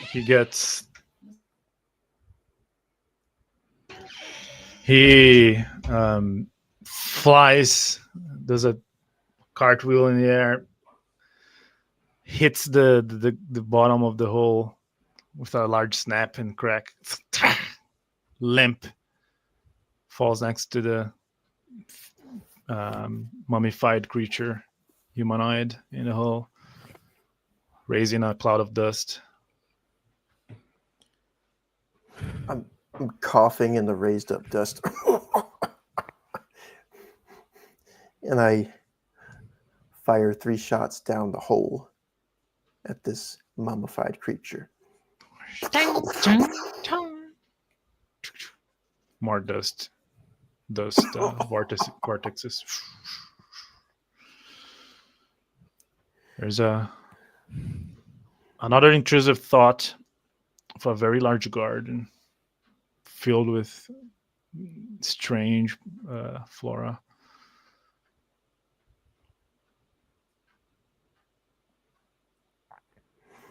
I stop in my tracks.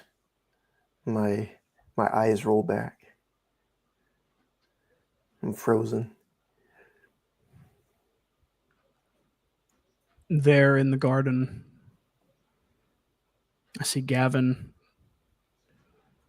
This massive expanse of grass leading up to a hill in the distance with a large tree. Sky, vibrant blue. I look at Pete. Sweet aromas in the air.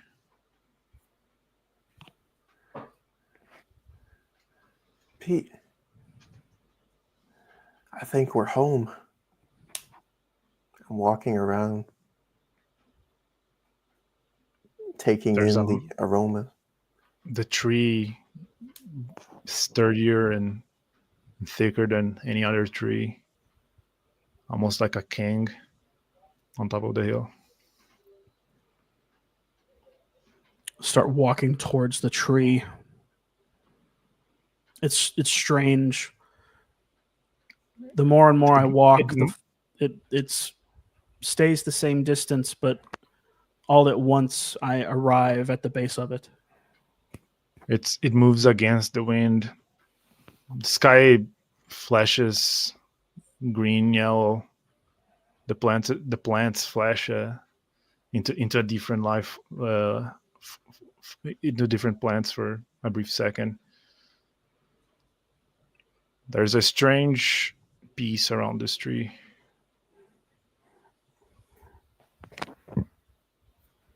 I'm now at the base of the tree. I sit down in between 2 of its roots.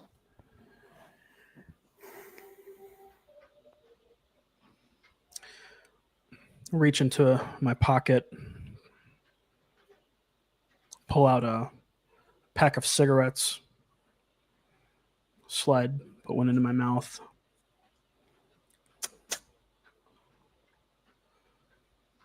Light up the cigarette.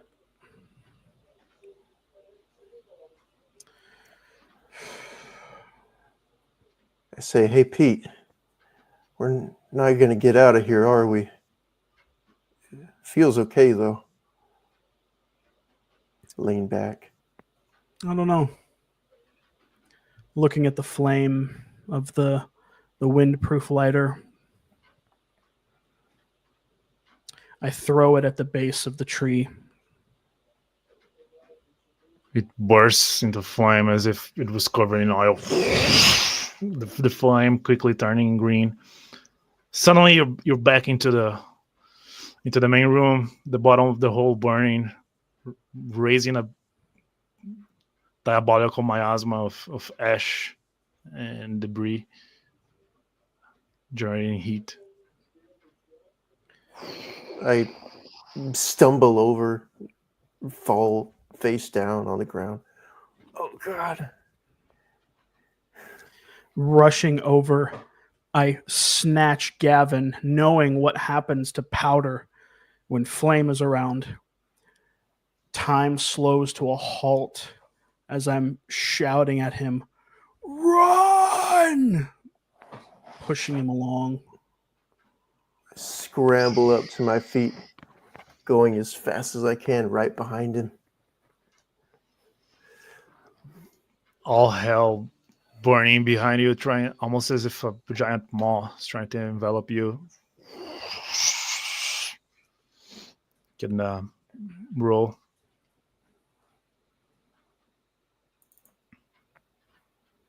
Do evade.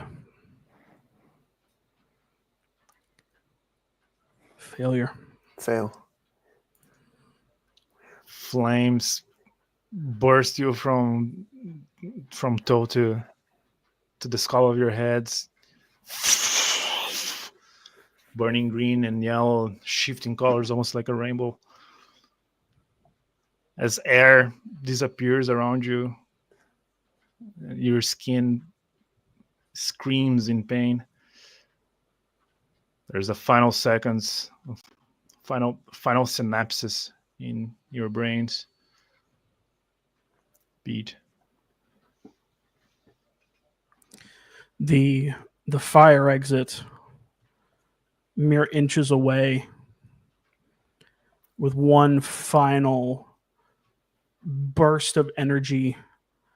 I fling Gavin towards it, pushing all my might, trying to shove him out of that door. You can roll.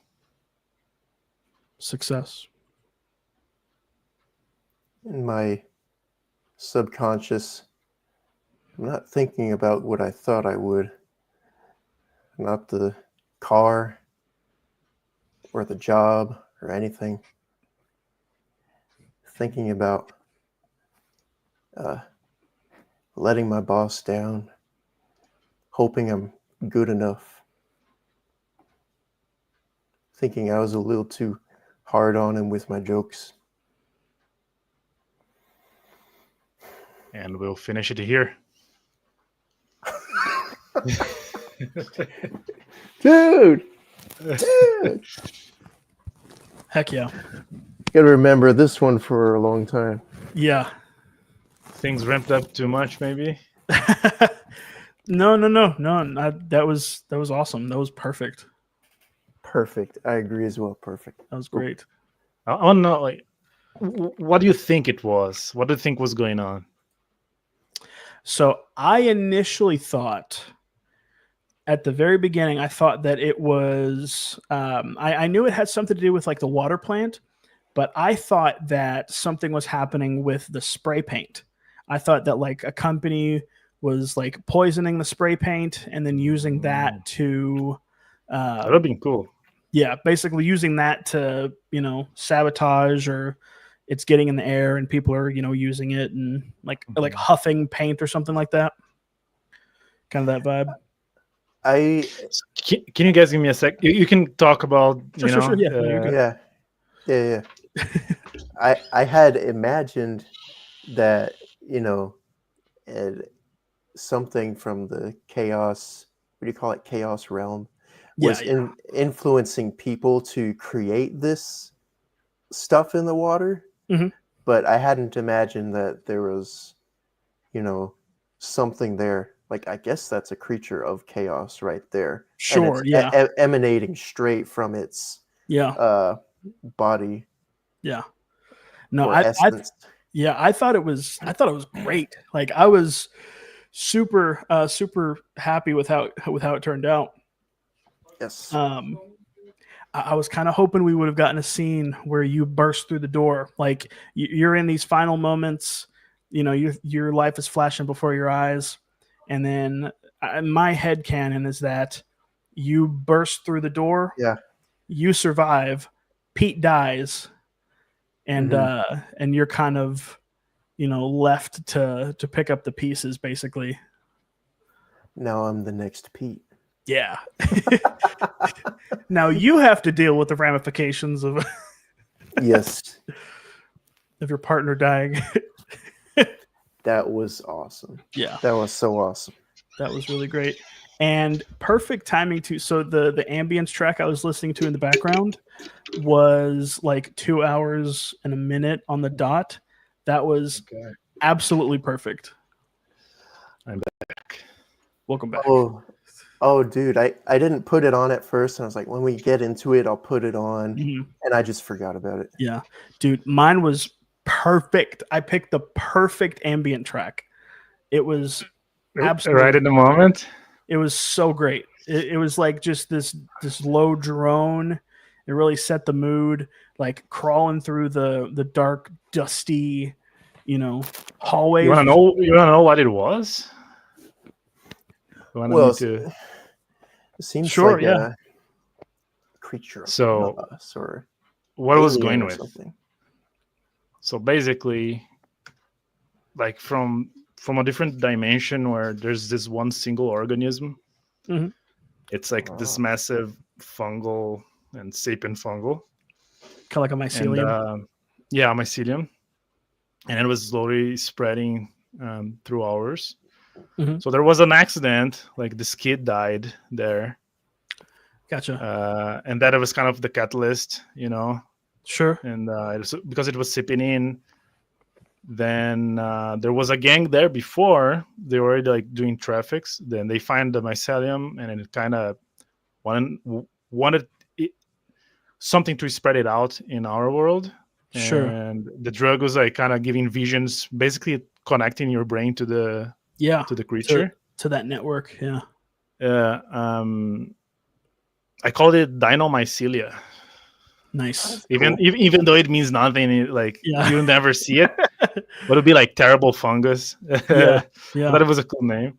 Yeah, it is a cool name. That was kind of what's going on. And the idea is that the kid is supposed to be a changeling, like an analog to a changeling.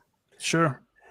That's what I was thinking at first. I'm like, it sounds like a changeling, but I didn't know where it was gonna go. Mm-hmm. I was, totally all about the power plant this session, but first session I was like, it's something with that baby. Yeah. And it kind of makes sense because the imagery that picture you shared, it made me think like, well, of course she doesn't think that the baby is hers because she's seeing the baby as the fetus. Like she's seeing the baby as the dead child. That's kind of the idea that I had. Mm-hmm. I figured you were going for the like neural network, like all of our brains are connected thing. Mm-hmm. With the spores. Like I thought that was really, really, really cool. Man, just like super evocative. I freaking love Sarah thing. I was fishing for something like, oh, please someone get what I'm doing here. Yeah. Someone says, that's my niece. Yeah. Mm-hmm. Or it's like, who's Sarah? I don't know. I was like, it must be must be one of Uriah's Yeah. backstory characters. I don't know. I'm sitting here racking my brain like, did I say Sarah? Did I mention the name Sarah? I was trying to remember something, but I did not remember. Right. I'm like, I'm gonna throw something and Yeah. maybe they'll accept it or not. Yeah. There was a moment there where I was really ready to put a bullet into Gavin's head when he looked I thought he looked like Clarence. We had a couple of those moments where we're both like just aiming guns at each other. I'm like, oh, Quite this a is few. happening. Yeah. Oh, that was awesome. Great. The moment. Yeah, but it was really the final moment. There was the whole final confrontation was really cool. Yeah, I told Elf Hunter in my head canon that last push got Gavin through the door, so Gavin ended up surviving while Pete was consumed by the flames. Yeah, kind of saved one guy, lost a guy. Sure. Kind of a redemption, right? Yeah, it was poetic. Yeah. Mm-hmm. Yeah. I had the image in my head whenever we were in the garden. I had the image of Majora's Mask when you're on the moon. Majora's Mask. You know what I'm talking about, David? Well, I don't know that scene, but I don't really know the game, but I've seen the moon where it's like it has a big face on it. It's looking right. Let me see if I can bring up. Yeah. System wise, there were a few moments that I just blanked out of like how I forgot like if I had to roll over or under for when you use your contact. Mm-hmm. Oh yeah, that's funny. Yeah, I blanked out. Oh wait. So I kind of went with like the feeling. So I kind of maybe failed on that aspect. Yeah, it's fine. And then during combat, there are a few moments where I thought makes no sense for me to roll here. Mm-hmm. Like that. Oh, okay. I was imagining something else. Yeah. Man, there's this one horror story, like audiobook horror story. Mm-hmm. This channel I listen to sometimes called The Dark Somnium. And it's like this 5 or 6 hour multi-parter where there's this tree and you travel through different dimensions and things. It's very cool. That's cool. Reminded me of that a bit. Yeah. But anyway. I tried to allude, but I think I should have not. Like the idea that you see the garden like in your perspective, but like that's not what it really looks like. But that's how your brain interprets the flora. Right. And I tried to allude that it flashes like different, but I think I should have not. I think I should have left to guess, you know. Sure. I thought it was cool. I'm really glad you picked up what I was putting down with throwing the lighter. Because that was kind of because if you hadn't have said that, then I would have said back in real life, the place is burning to the ground. Yeah, it's like you were not there, but you stood breathing that long enough to be intertwined. Yeah, and it is kind of. I mean, if you think too hard on it, it's like, well, if the rest of the powder would have burned, it breaks apart. Yeah, but it's yeah. But no, I thought it was great. I thought that was a really cool, really really fun session. I will definitely. I enjoyed it too. Definitely be going back and looking at it again. Oh yeah. Do you think? Do you think that the build up from first session had anything to do? I mean, not a really build up, but like the tension. I would say more tension, like the mystery. You mean from the previous session? Yeah, because I feel like the second session is much more entertaining for someone from outside to see than. Yeah, I mean, it gives you the context of what was going on. We really kind of drove it home with going directly to the water plant. I think you could just watch this session by itself and probably get a good idea. Yeah. But I do think that the first session does a lot to sort of set up the characters and really demonstrate our interaction with one another, so that when you watch this one, you see the contrast and us like slowly starting to lose our minds.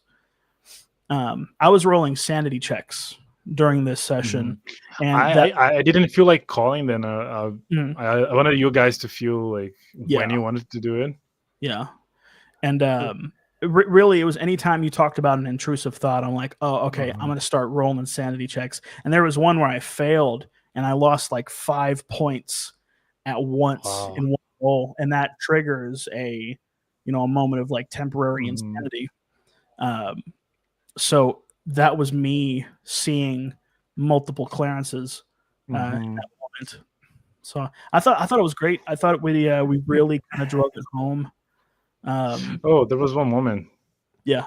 When the guy called you Pete, and I mean David or Gavin, I don't know who, was like, "How does he know your name?" And I was thinking, like you said it out loud like 5 times. Oh yeah. I'm doing that the whole session without realizing it. Well, when you had said, Nicholas, you were like, you had said that Jason was the guy that was the homeless guy that we found in there at first, and I'm like, wait, that's Jason? Wait, what? When? How did that happen? And I don't think he introduced himself. So when Gavin's like, "Hey, Jason," he's like, "Yeah, no, he what? Did he?" Yeah, I think we were so in character talking in the phone with the guard and maybe. guard. Yeah. I mean, that's crazy. Exactly what happened. You got so funny. Immersed. Yeah, that's wild.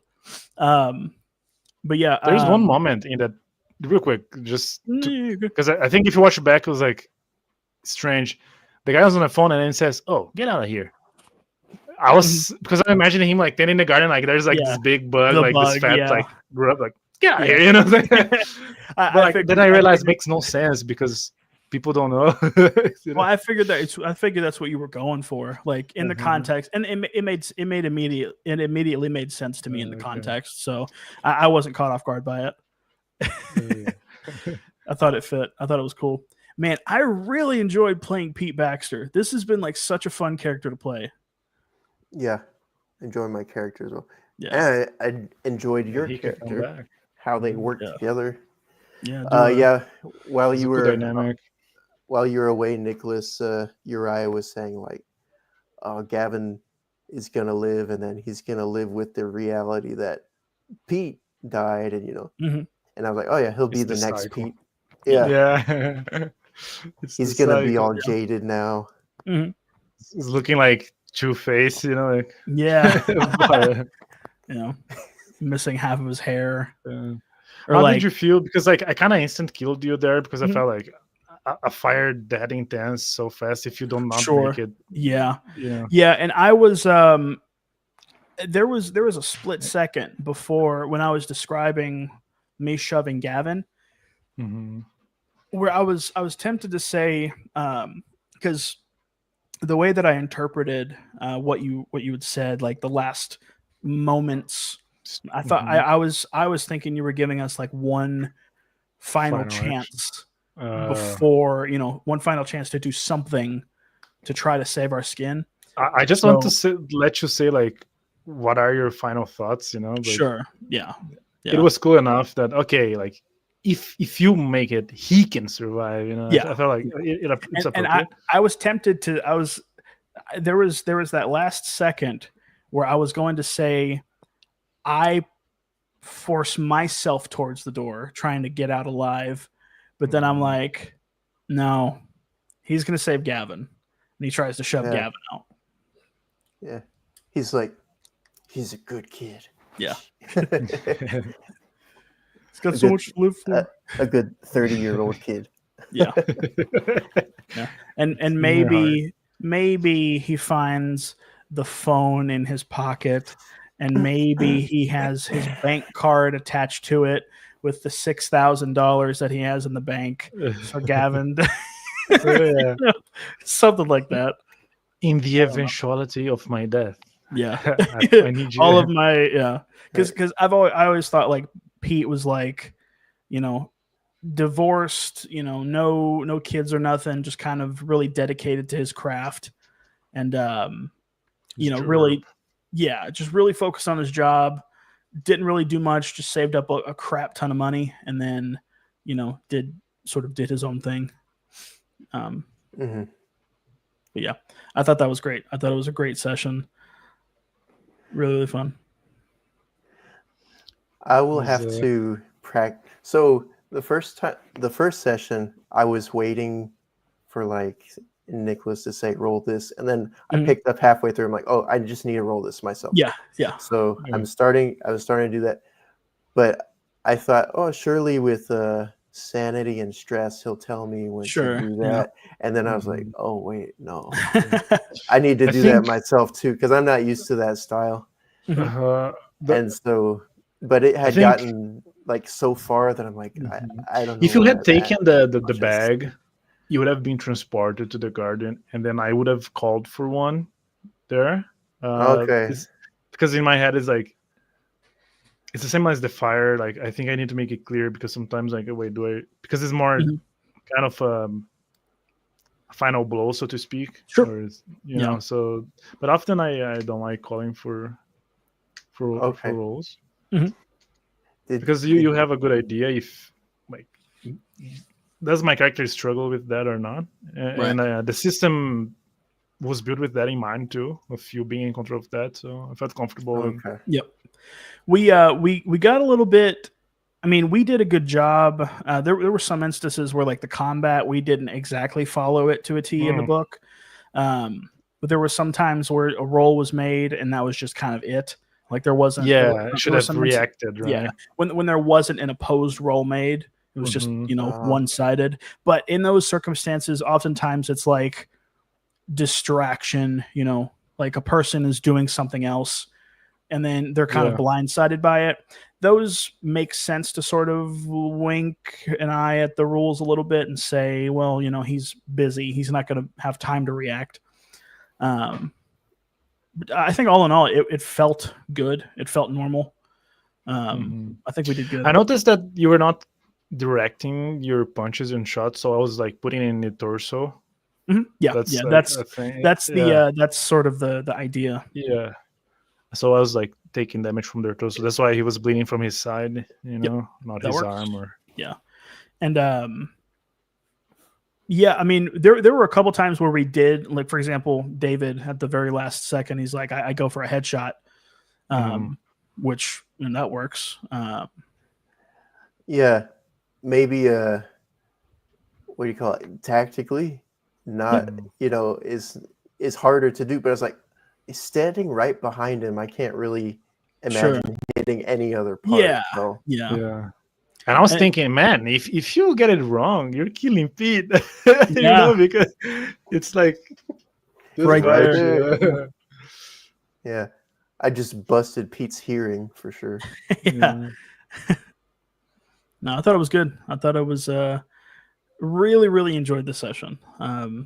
Super happy with how it turned out. I love that the dice are like super simple. And they didn't get in the way and they felt good. We had, like, everything worked together so well that it makes me feel really good about the game. It makes me feel like super happy about it. It's a good game, man. It is. The game does not. The game, it does what it should do, and it helps roleplay. Yes. Like cool game. Yeah. Cool game. Cool. Game design wise, it's awesome when everything is the same way. It's all 2d6. Unified. Roll it. Yeah. And then I was thinking I wouldn't be able to remember, take the lower or the difference or what. But once I did it, I was like, yeah, I got it. Right. And then it supports role play for sure. Yeah, man, awesome. Well, I Awesome. want to play as a player next time. Yeah. We'll have to run another one shot in the future. Get some. I'd really like to get Rhodey in and have him be a part of it because that'd be really cool. And let him get to play his game from a different perspective, from a different point of view. Be a lot of fun. Cool. So, any final thoughts? Any final remarks before we wrap it up? Originally I was thinking of and maybe it was going to be too much of an action movie, but like a giant plant thing you'd fight with many tentacles. Because I wrote down a stat for that. Yeah. Like but the way things added itself, they were more like, dark and like what's going on. It's a mystery. So, and I think it was better this way. I thought it was great. There is a. This is way better. Yeah. Yeah. There's an analog horror series online called. I might know it. I think Gemini something. Well, there's just Gemini Home Entertainment. I was thinking of Local 58, where it's like this big conspiracy about this creature living on the moon, and the moon really isn't the moon; it's something else. But there's this image of this desiccated creature just sitting in this this like open grave, essentially, and just that picture. Yeah, just that picture felt really evocative of like the one that you showed us of the body in the bottom of the hole. Like that felt really sort of in that same vein. It's the embryo. Yeah. I will say there were so this is kind of a first for me. There were several moments where I like actually felt fear. Like I was scared. you got a heart palpitation. Yeah. Like when you rounded the corner and the guy was rushing at you, that was like, oh shoot. I kind of yelled as well. Right? I didn't even say someone. I just Yeah.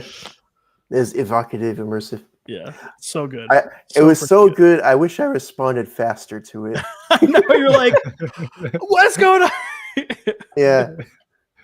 And then like I said that, and then I was trying to, because I have my dot text here things, and I was trying to go to the right tab where I had the weak person thing. Yeah, that was like I was trying not to stall too much, but I got lost on my notes. Yeah. No, really great, really fun. Cannot wait to do this again sometime in the future. If I had one last note, I would just reiterate the thing from the beginning that we were saying, that the first episode absolutely was not a waste or anything like that, because like Uriah was saying, is building up the characters, which is the most important part of the story. Not that, we're story gaming, but we got a really awesome story from it. Yeah. Really cool outcome. Really satisfied. Like I'm just glowing with how awesome this was. But great time. Like I want to tell my wife about it. She won't get it, but she'll listen. She'll be supportive. Yeah. It was a blast. A lot of fun. Yeah. Cool. Thanks, so guys. Yeah, absolutely. Nicholas, dude, thank you so much for GMing this thing. Like, never in a million years would I ever imagine. Like, me and Crispy were talking about this this past Tuesday. He's like, "Yeah, man, good on you for or good on Nicholas for like running your game before you got to run it." I'm like, "Yeah, I never expected in a million years that would be the case." So, super happy to have you running this thing. Just all around great dude. Folks that are watching this after the fact, like, go subscribe to this dude's channel. Super awesome guy. David Elf Hunter, thanks again for joining in and offering being the yin to my yang, as it were. Playing a really cool character who man, I'll be thinking about this game for a long time. This was a lot of fun. But for folks who are watching after the fact, we didn't get too many people popping in, no comments or nothing, but that's all right. For anybody who's watching after the fact, thank you all so much for checking this out. As always, you can get this game for yourself. You can embark on your own spooky, scary, chaotic adventures in your own wicked and twisted imagination. Go scare the pants off of all your friends. But you can get it now. Yes, yeah. You can get this game absolutely free on Drive-Thru-RPG. You can get the PDF as a pay what you want. You can get the book as a pay what you want. So all you're paying for is the cost of the printing and the cost of the shipping, and you get a really cool full color layout book with some really, really neat art direction inside. Super proud of this game, and I think this session demonstrates that to a T. But yeah, go check it out. Link in the description. And you don't have to pay for it, but if you do, I will be forever eternally grateful. You're getting a really cool game with really unique art direction.